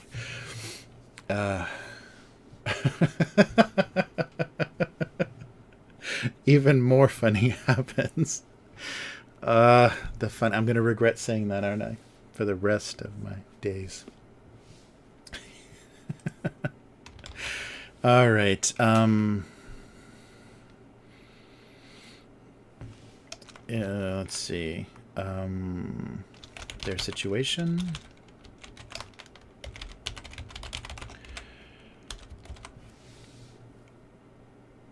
Let's see. As hard to... frustrating and impossible. And so oftentimes with the writing, too, I'll get stuck on like a phrase or a combination of words that I think is funny, and I'll have to work that some way into the joke, because there are words that are funnier than other words, or there are like a funny phrase that you've never heard together that like makes something kind of ring a little more original.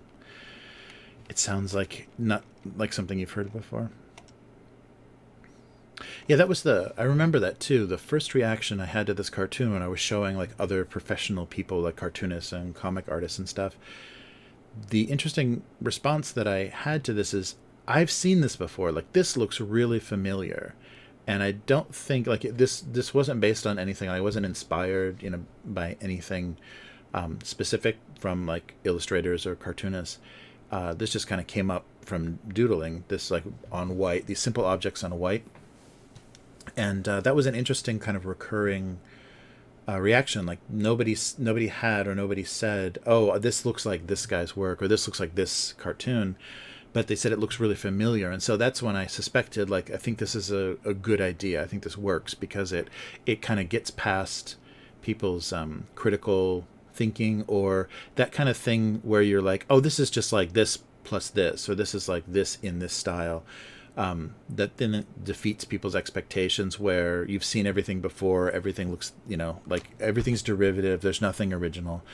But if people have this weird, like, I've seen this, this feels familiar, but it's not, I don't know where this came from. I think that means like you kind of found something, you found some sort of effect that works. And so that was funny. That was the this weird contextless, like they're not in any situation, you have no idea where these objects actually are, and so you're just focused on the little interaction between them. And for some reason that worked. And anytime I tried to draw like a table or a window or something, it broke it up. It like ruined something, because then you're thinking too much about the space. So they're just floating in a limbo. All right, so or kind of that people are talking about being stuck together. So like having a roommate or a new relationship, and then being quarantined, so you have to see that person every day, and like be in a studio apartment or something with that same person every day, and you weren't expecting, and it doesn't go well. So something like that tone.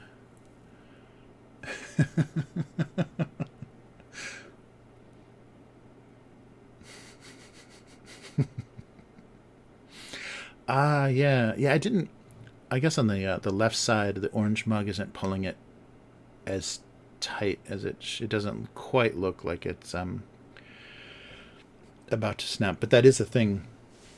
My one friend in Japan, obviously their office gives them free masks every morning, so they make sure everyone's wearing a fresh, clean mask. But obviously they're Chinese-made masks, so he says by the end of the day, the string breaks. Every single day, by the end of the day, it's broken. So yeah, they give them free masks, but they're the cheapest possible masks available, and they don't even last an entire workday. All right. It was, as frustrating as it was impossible.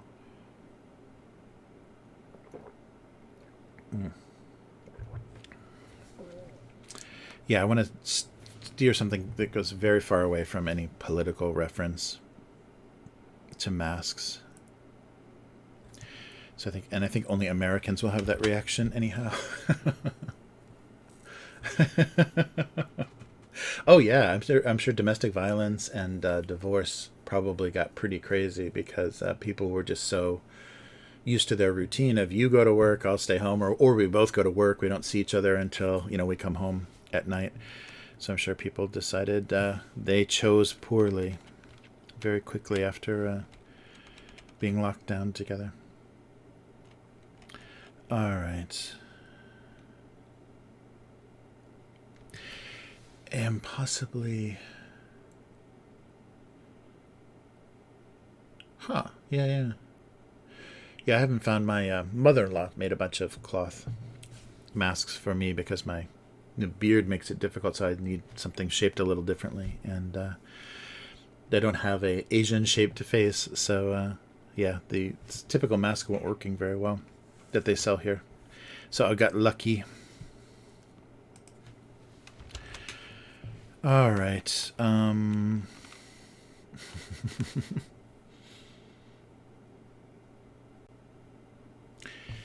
It would be funny if it wasn't so frustrating. That doesn't get the impossible thing across. Um, not frustrating. Wasn't so. Yeah, yeah. I think the impossible thing needs to be there. So this is where the stream gets even slower when I have to think out loud. It was funny when I first did this. I would sit and think silently on the stream while I was writing this, and then realize, oh yeah, that's completely silence and dead air. So then I try to practice thinking out loud, like trying everything that kind of came into my head as if I would be trying to write this. I'd just say it out loud. I don't think it helps me creatively, but it makes it maybe more interesting to watch when I'm like stumbling through things verbally instead of just, suddenly sitting silently and then suddenly writing. All right. So yeah, the impossible thing has to, because I don't know if you'll notice that this can't physically happen when you first look at the image. So I definitely want the cartoon to, or the joke to, say something about impossible. Yeah, their relationship, their connection. Oh, nice. Yeah. Oh, that's a good thing. It's contradicting the. They are unable to escape each other. The impossibility. Thank you, Yum. That's why you made it onto the Yum soda can, because you enjoy the jabber. Uh, all right, you're just waiting for the funny to happen. I know. That's why you're watching. Let's see. So impossible to escape, impossible to be free from each other. Yeah, so almost like what what you wished for. Yeah, but not like this. They wanted to always be together, but or what brought them together? Yeah, the ugliness. Is there a mask? Yeah, I like the distance. Like, I don't want to use too many phrases that people are going to be like, oh, what was that again? If you read this in 5 years, yeah, or hopefully less than that, read this in 5 years and like, oh, yeah, that was a phrase, right, that everybody was using. I want to be careful to not date things too harshly. So like social distance and yeah, just current mask controversy won't be very long lived. All right, impossible.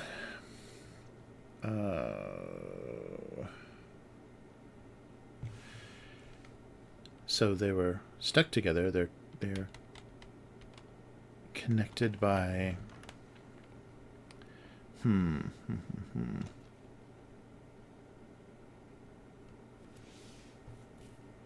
Ah, yeah. Yeah, separation anxiety. Oh yeah, that's the so it wasn't, like they lost an option, like there was no way to separate. Keeping them apart, it brought them together. It was making them feel closer in a horrible way. Yeah, or it's yeah, I've got to address why that it visually doesn't make sense. I think that is really important. So they never expected to be in this situation, and how it was impossible to be this way, the way they are. Hopefully, really. Yeah. Oh, yeah. I agree. Some empty friend. That's a good point. I want to only think about, you know, people in Chinatown and doctors wearing medical masks again. That would be nice. It's a very common hay fever solution here, because I think I talked about all the trees that they lost in Japan during the war. They replanted with yellow cedar, and yellow cedar trees have brutal pollen that I think everybody in the universe is allergic to. So spring allergies are really bad. All right. Funny if it wasn't so frustrating. Try to stay away from super cliche phrases.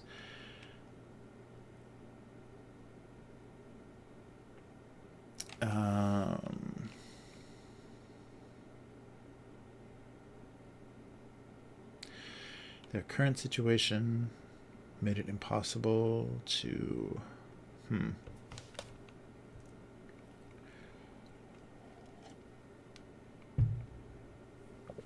So what's the... yeah, give each other some space.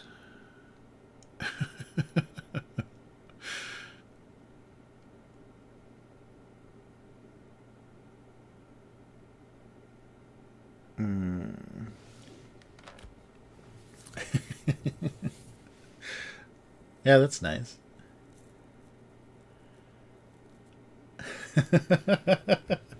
Oh, that's really good, Sean. Yeah, yeah. Get me up all day just to avoid me. Nice. Yeah, so distance without...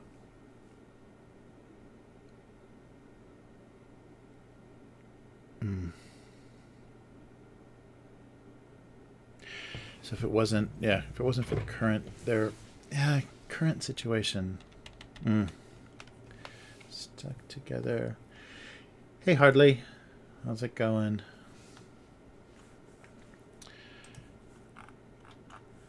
Nice. Wow.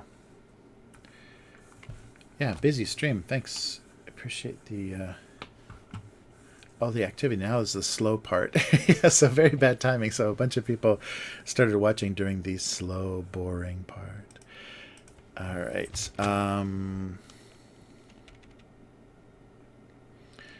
So they didn't know. So not knowing how they got into this situation, how they got connected, what connected them, made them feel sick.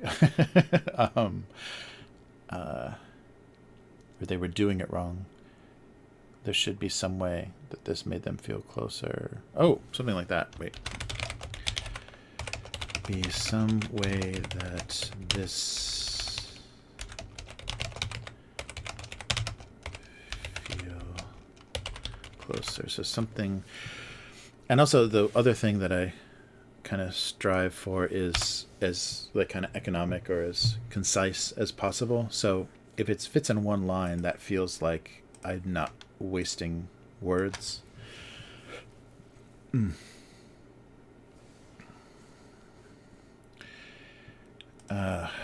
So it brings up...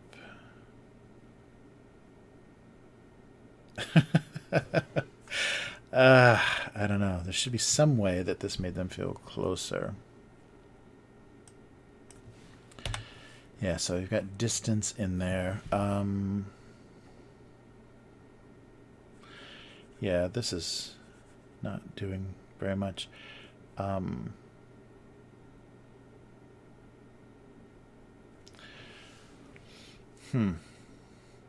Their fear of infection. Oh, yeah, if I directly reference infection, then, yeah, the fear of them infection should have made them feel closer. Didn't make them feel closer.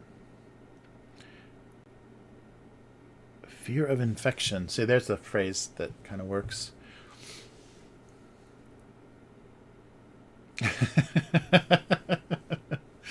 Nice, catfish toast.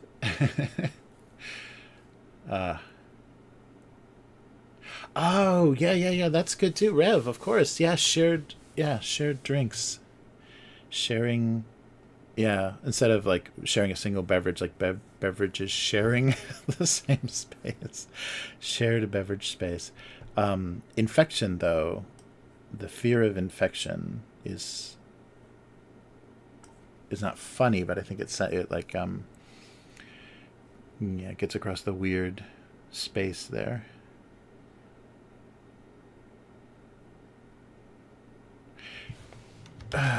Their fear infection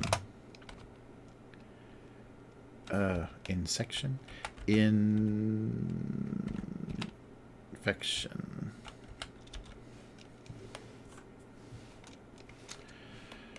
somehow got them. So yeah, the situation is not a good word. Fear of infection.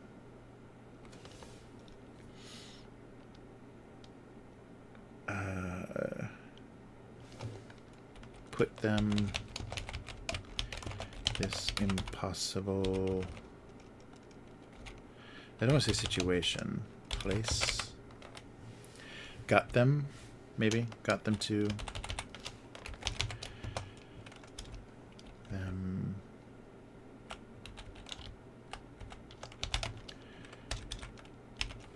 Got them to this impossible circumstance. Circumstance. That's too. It's spelled wrong. Fear infection got them. Impossible circumstances. Not funny. Impossible.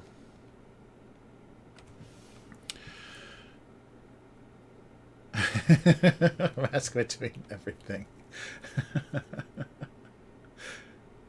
Nice.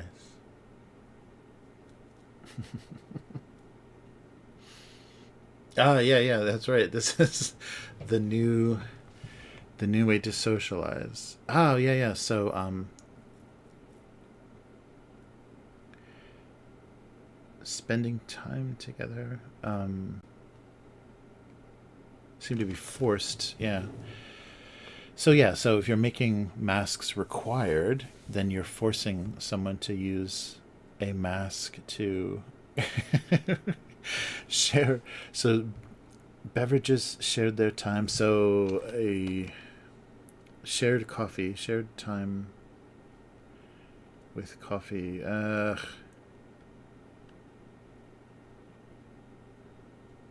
Yeah, the requirements are, if it's being required.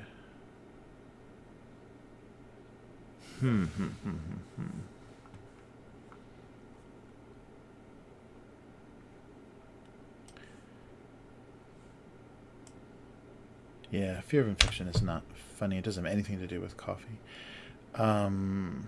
Impossible. Just impossible. Seemed impossible.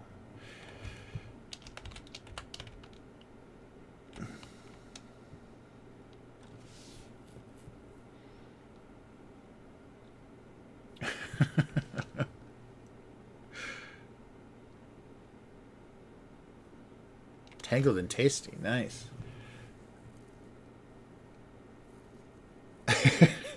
Great quote from The Mask. Yes. The Mask. Let's see here. Yeah, so there was. So feeling safe, feeling protected. Oh, yeah. So maybe kind of what you would associate. So what they would have associated by sharing a mask. Yeah, sharing a mask may have been worse than sharing a drink. Sharing coffee.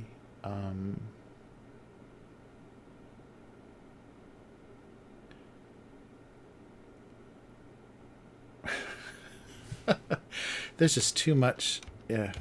So shared mask.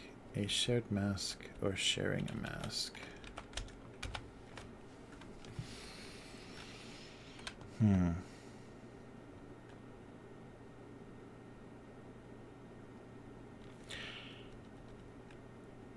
Yeah, so trying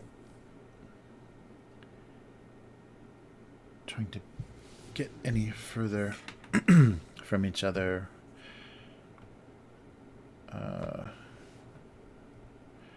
So sharing a mask limited. Coffee filter. Oh, that's good too. Yeah. Oh, that's it. Yeah, that would be a good image though. Yeah, as a mask laying flat as a coffee filter. Just say mask. Yeah, coffee filter is really good.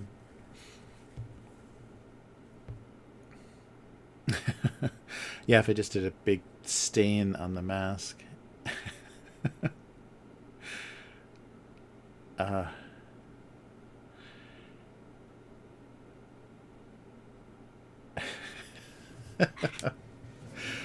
to make coffee.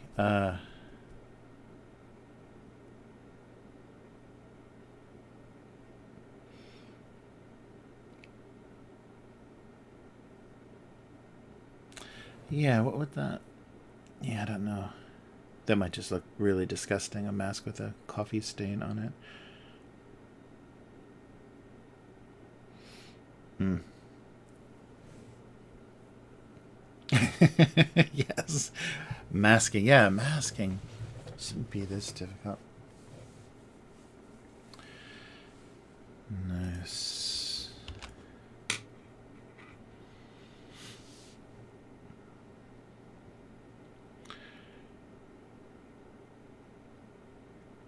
So being, brought together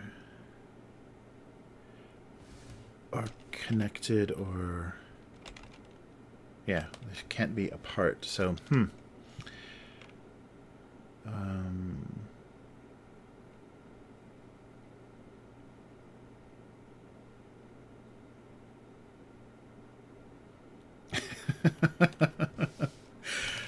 Okay, so it... I should start this with it again. It was impossible to imagine spending time... just spending time as a couple. So the mask is now always involved.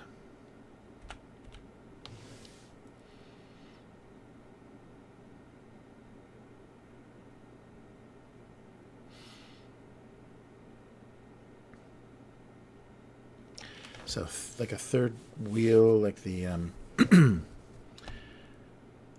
something between them. Oh, this is not coming between them. It was impossible to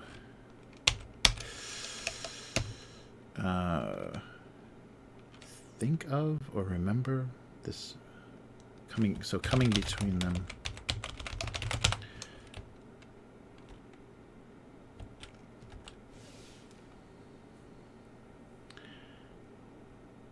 Yeah, so just, I think that might be a fun thing to address, the huge divide that masks have kind of caused in the U.S. It was impossible this not coming between them. Is that too... It's impossible to remember. It was impossible to...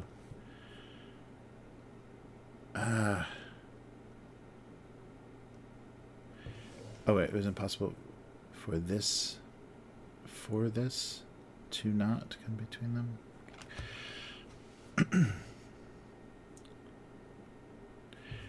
So remember a time it was impossible to think about this not coming between them. Coming between them. So what is something like with the mask?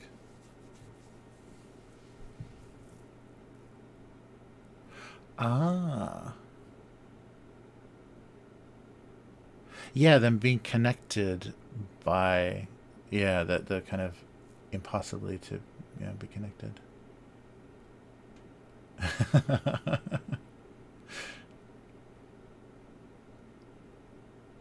Nice. Oh, there we go, Rob. There we go. Yes, yes, yes. This wouldn't come between them. Yes, yes, that's good. Yeah, that's good. It was possible to think this wouldn't come between them. Yeah, that's really good.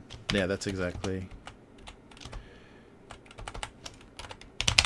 Well said. Yeah, it was impossible to think this wouldn't come between them. I know there's gonna be people on Go Comics angry about another mask joke. Uh,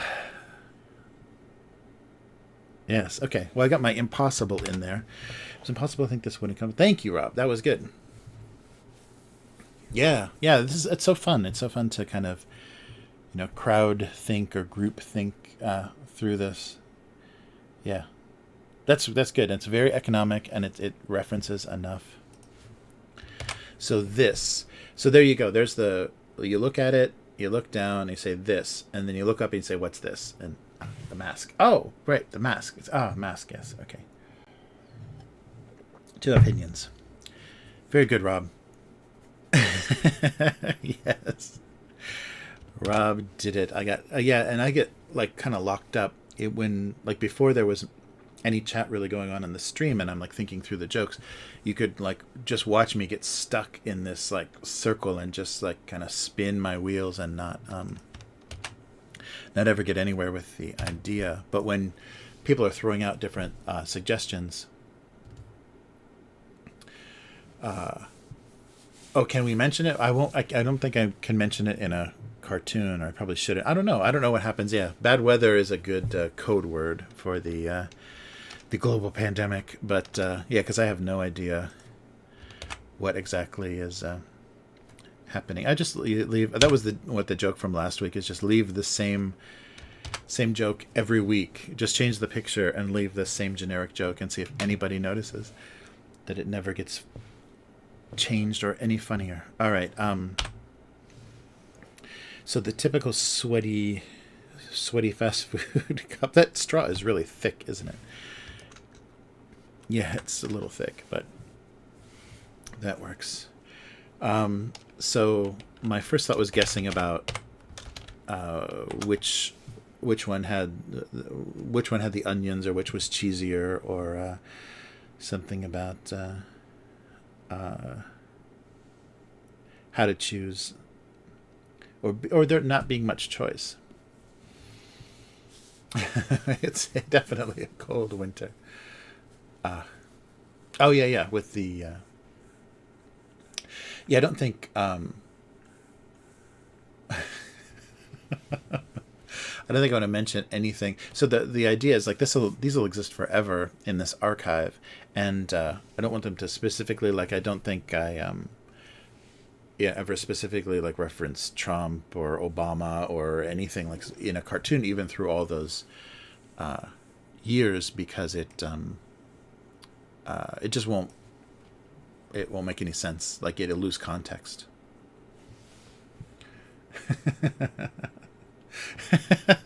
That's right. They forgot. So yeah. So making a choice. So a difficult choice. So the condensation can read as like nervous sweat on the glass, but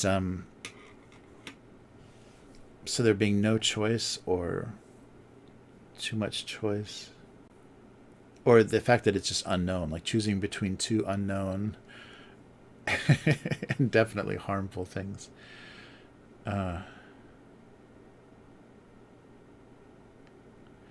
So making the choice.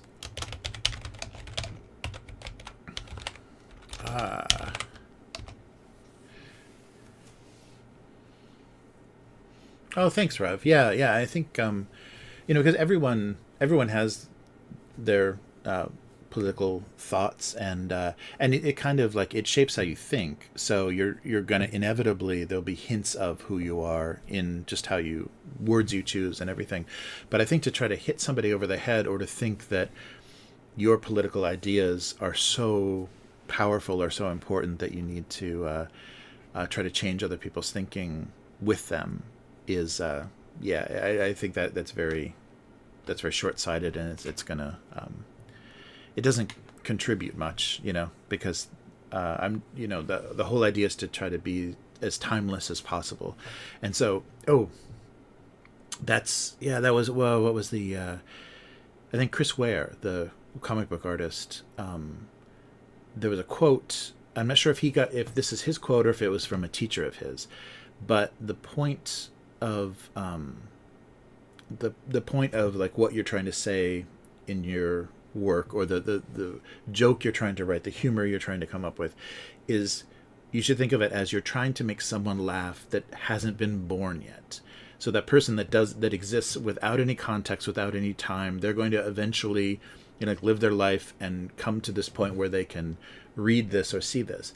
And if they can, find it funny, if they still see, without your context, without your, what everything that's influenced you to make this, if it kind of goes outside of that, then it that's what you're kind of striving for.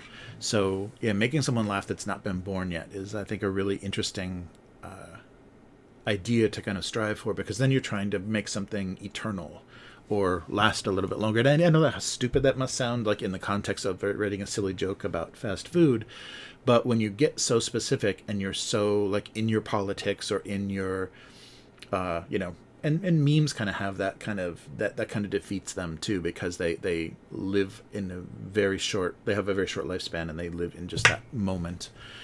And you're trying to do something that just kind of transcends. And when it's something as inconsequential as a gag cartoon, that seems a little silly, but it's kind of what things should strive to be, because then it goes beyond you. And that's why we do anything creative, is to just kind of extend, kind of mentally extend your thinking or your life or your thoughts beyond how long you're physically going to exist.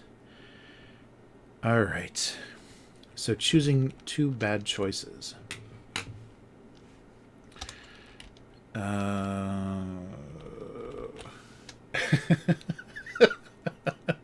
Cup size. Yeah, I think I did a bulb size reference for someone choosing between choosing a bigger bulb, but cup size.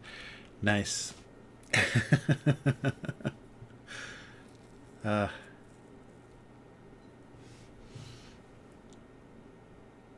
Nice. Oh, where's my cursor here? Oh, Yum heard cup size. All right. Okay. Yeah, the choice. So no choice, like choosing between two obviously harmful things, or two things that weren't going to.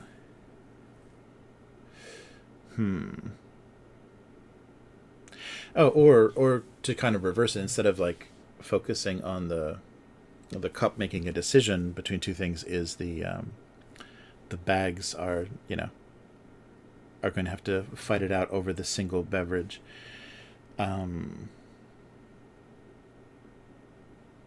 Yeah, so that it was not enough. There was not enough beverage to make it through two value meal lunches. What's a stupid way to say a huge amount of food? Extra extra value, extra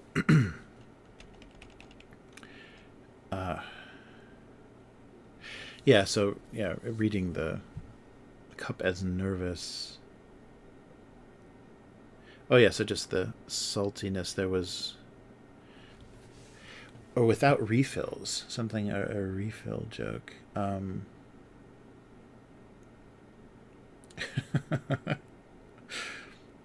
So would need to rely on free refills to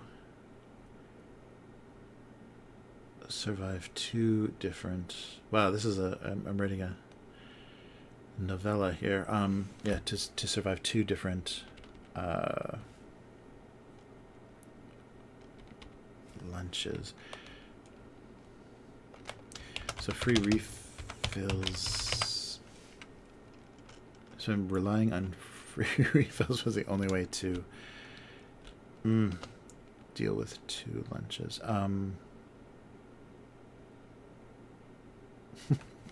Or testing loyalty, so it being another like conflicting fast food brands. Although you can't, except for the color, they basically don't look different at all, do they? Or it could be breakfast. Yeah, it could be breakfast and lunch. uh,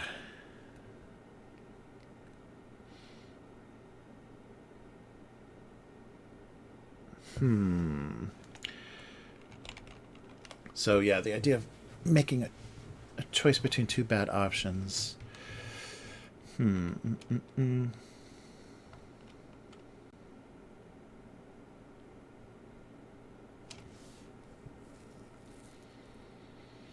Yeah, yeah. I like yeah, daunting is good.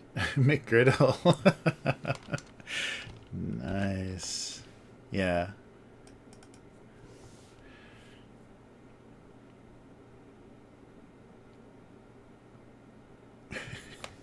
Yeah, so something excess.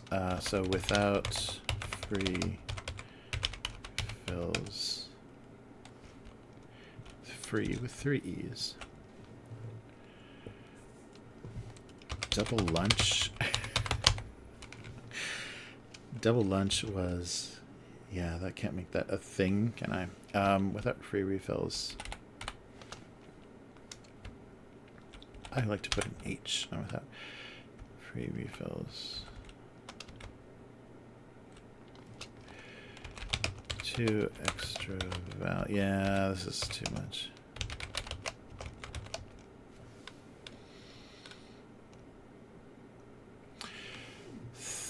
Yeah, I don't want to make a thirsty joke.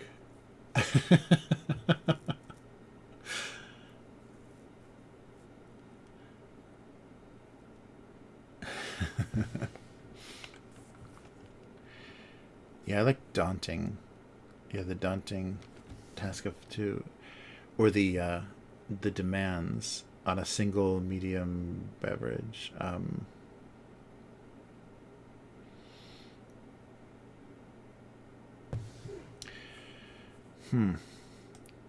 Always with the typos. Okay.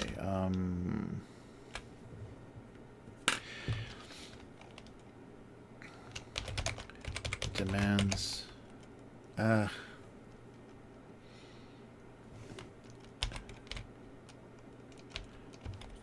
a single medium beverage. So single as in, yeah, could be both unmarried and only one.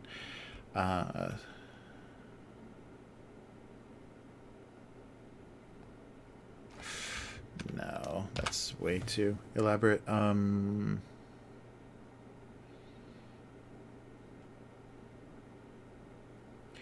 Yeah, I like daunting. Or double lunch. Yeah, I like double lunch a lot, yeah. Ah! Yeah, buy one, get one.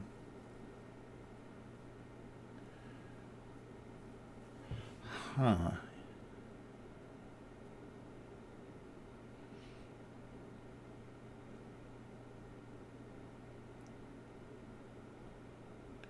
Yeah, 2-for-1 lunch. Yeah, it being two different bags doesn't work. The choice. So choice of and choice of beverage.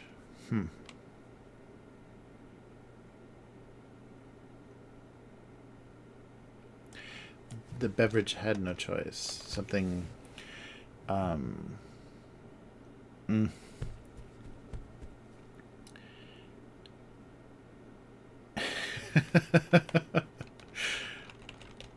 already sweating.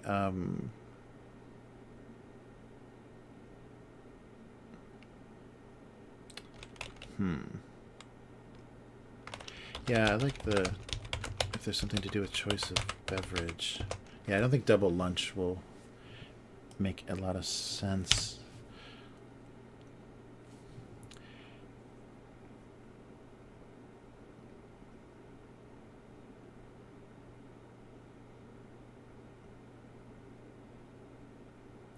Yeah, is that too sinister if they both like they were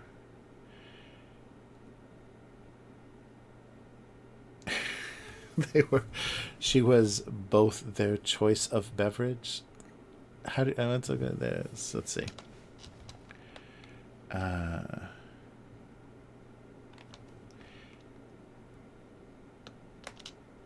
So the bizarre love triangle of fast food. So they were.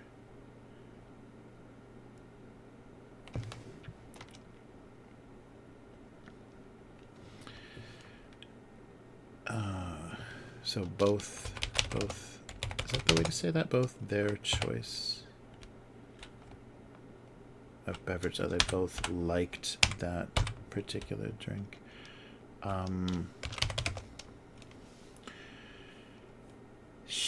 So I'm gendering the soda.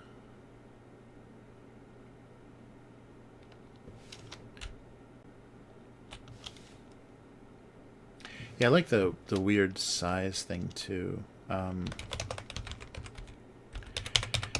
Medium drink realized she was both. No, that's right. But no, she was both. She was their choice. Both their choice of beverages. Not right. I like.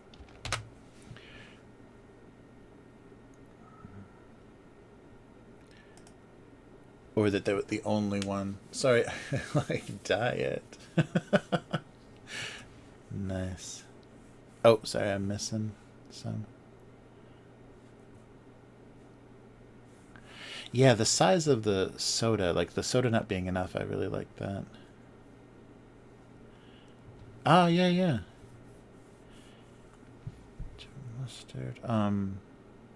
Or realizing, yeah, that that the drink was diet. Medium diet.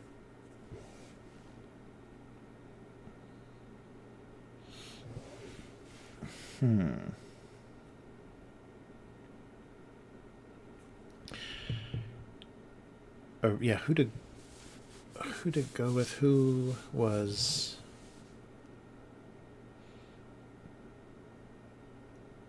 Where they could only make one meal set together. They only make one. She had to choose, or there was only one. I realize.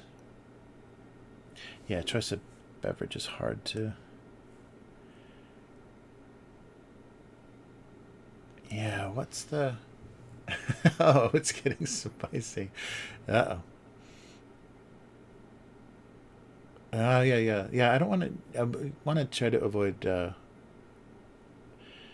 thirsty, but yeah, I think that's the idea is that it's going to be.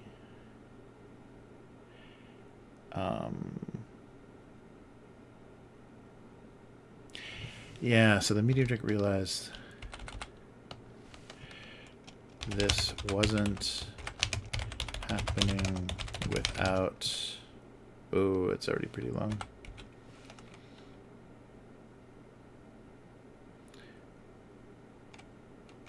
Unlimited refills.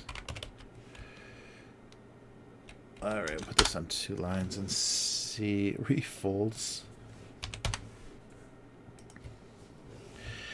Medium drink realized this wasn't happening without unlimited refills. Maybe instead of realized, new.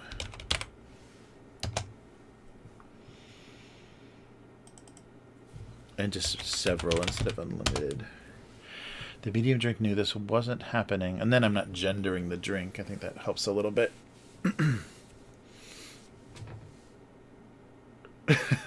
Oh, spicy is good. Yeah. The only thing that would make this worse is if what's a easy way to say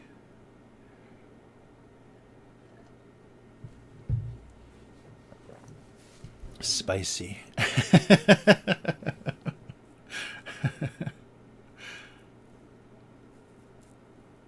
Yeah, so either neither of them are choosing.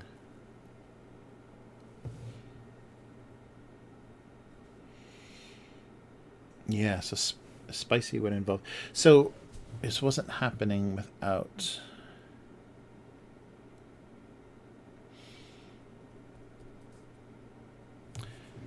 Yeah, if I should, there's no way to kind of visually indicate spicy.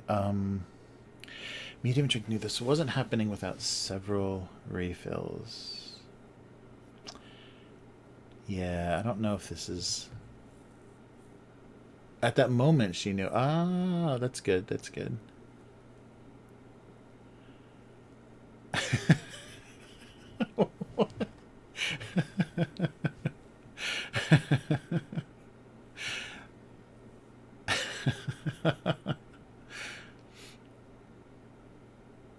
Nice.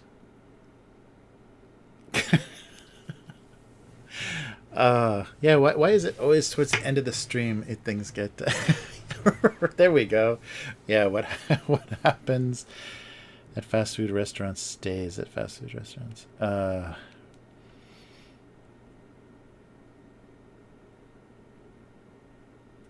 Yeah, I don't want to get I don't want the innuendo to be too brutal. Yeah, but the shared drinks amongst fast food.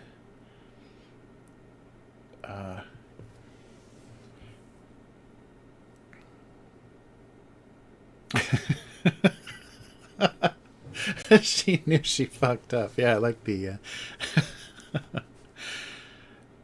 being the only drink.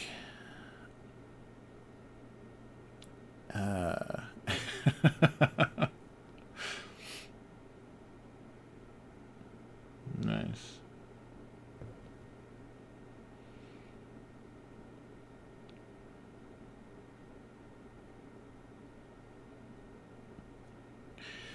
Nice. Let me double check. See, I left that gap again. Sorry, let me just... Oops. Wrong color. Leaving this gap recently when I'm doing this at too small a resolution. All right. Yeah.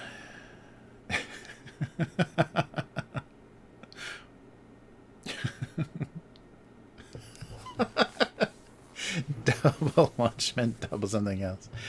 Nice. Oh, drink responsibly. I like that. Responsible.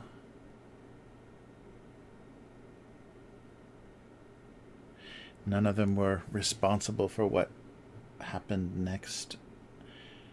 Yeah, by the time they got home.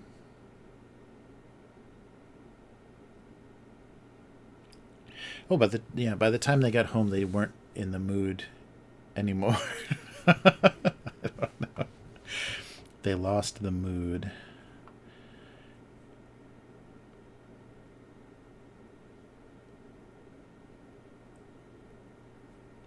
The excitement.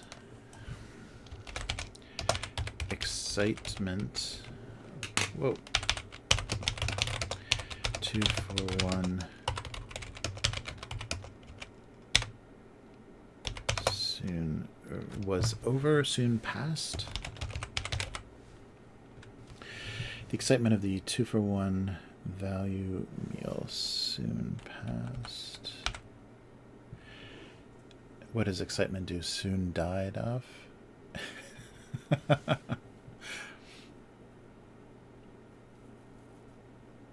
Yeah, I like the drink responsibly. That's good. Right. Yeah, a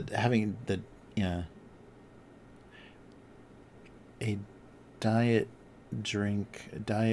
soda wasn't enough for 2 lunches. The excitement of a 2 for 1 value meal. Of 2 for 1 value meals. That's all hyphenated, isn't it? Quickly passed. Yeah, losing the losing interest or losing the excitement. Or sharing a drink, yeah.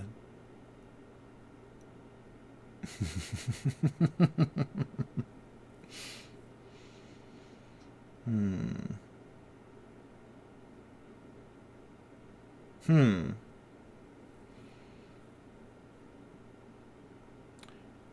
Yeah. You can't blame it on drinking. Nice.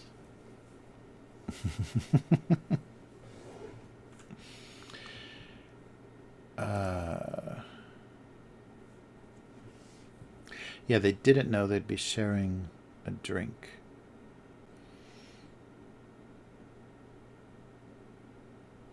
Hmm. Yeah, I want it to be not too dark. I like the image of something about not, yeah, sharing a drink was not.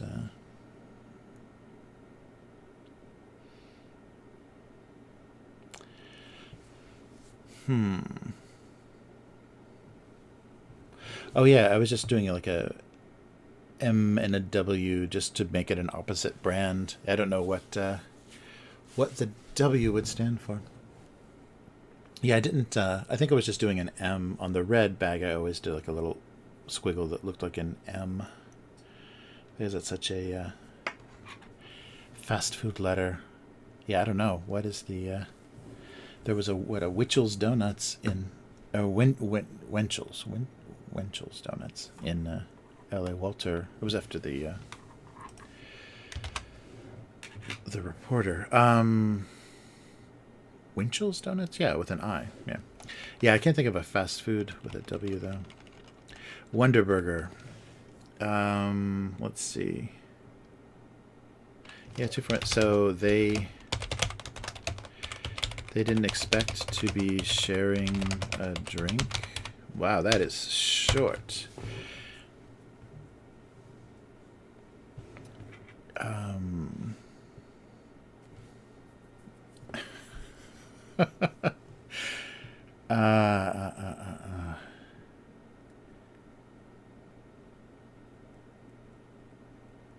They shared a drink.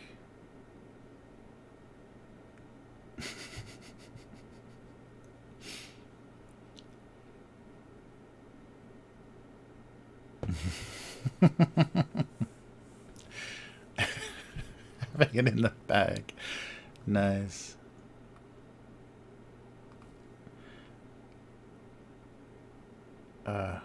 Yeah, so regret is always funny with greasy fast food. Oh, yeah, maybe they knew they would regret sharing a drink. Regret is good.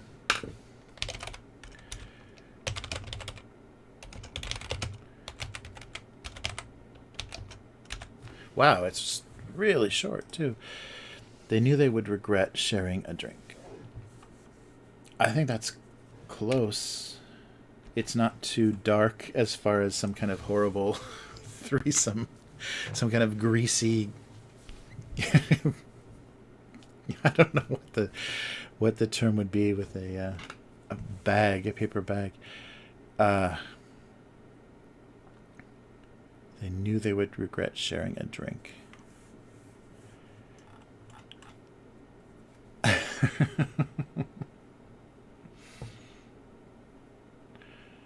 Nice.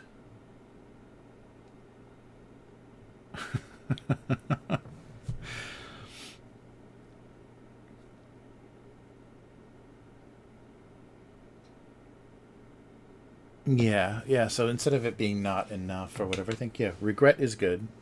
Oh, they knew they would. Yeah, they knew they would. Yeah, they knew they would regret sharing a drink. Any other way to get there?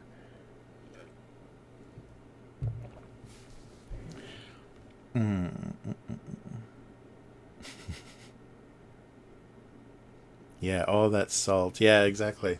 That was the salt and grease would be good, and I like the worried it would be spicy.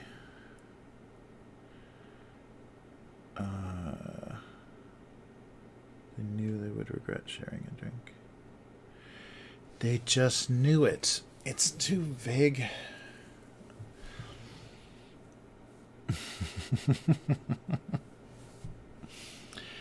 I think that's going to do it. And instead of pushing it one way or another, it stays. Yeah, it's in the middle enough, and I think it regret is enough about a greasy bag and a a sweaty drink. Yeah, only ordering one. Yeah, sharing a drink is better than a single drink, one drink. Free refills. Yeah, I think that works. I'll go with that.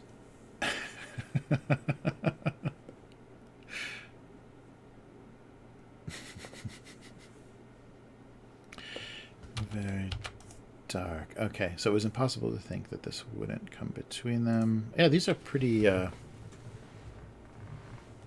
open-ended ones this week.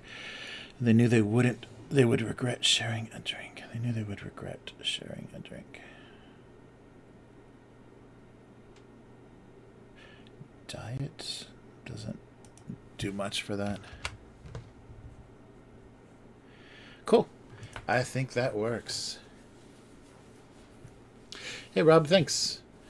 Thanks a lot. Yeah, hopefully we'll see you next week. Thank you for the for hanging out. Oh, let me bug you guys with one thing. Yeah, well, there's some new people here. So apart from, let's see if I can actually find this. Yeah, this works. Wait. Oh, there it is.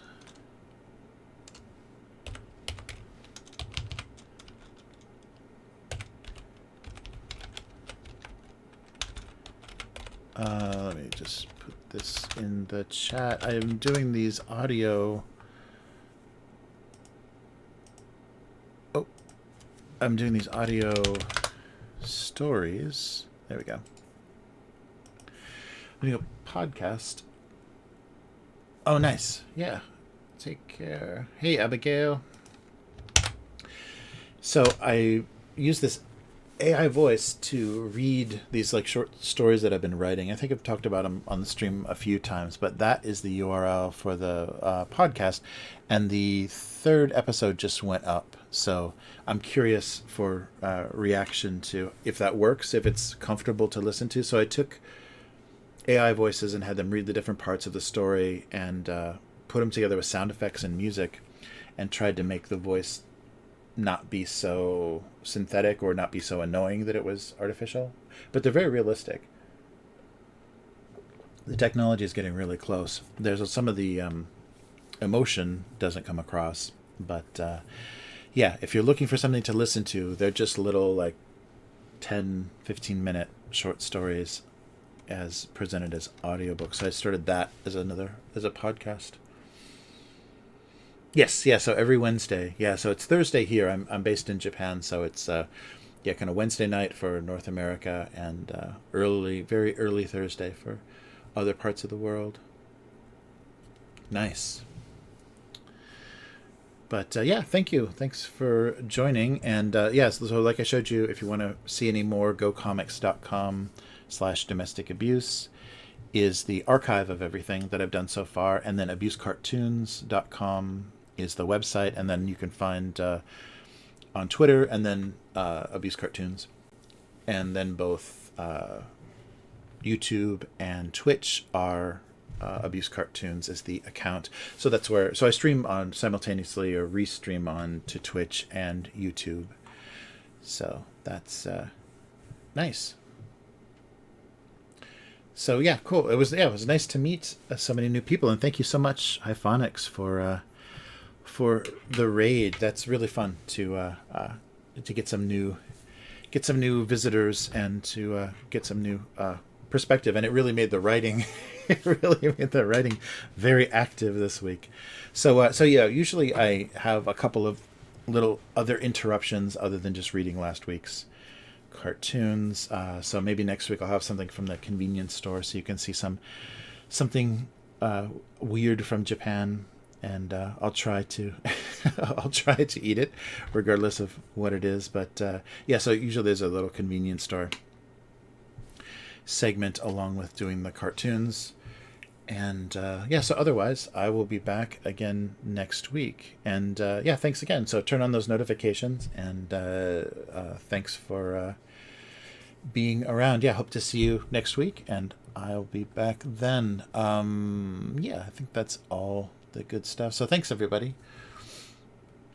Oh, cool. Yeah, thank you. And I hope to see you again. This was really fun. And I'll be here doing this same thing. So a couple more cartoons for next week. So everyone take care, and hope to see you again. Oh yeah, yeah, I do. I upload. Yeah, there is actually YouTube as well. Sorry, there is a YouTube. Here is those stories. Oh, I haven't done the fourth. The fourth one isn't up yet, but here's the same stories on YouTube. So it's just audio with a little. It's the podcast art with just a little animation over the top, some little light show. But yeah, that is the. See you later, K5. Take care. Oh, cool. Thank you. I'm glad you, yeah, dig the low key, the low key stream. So, take care, everybody, and I'll see you again. So until next week. Goodbye.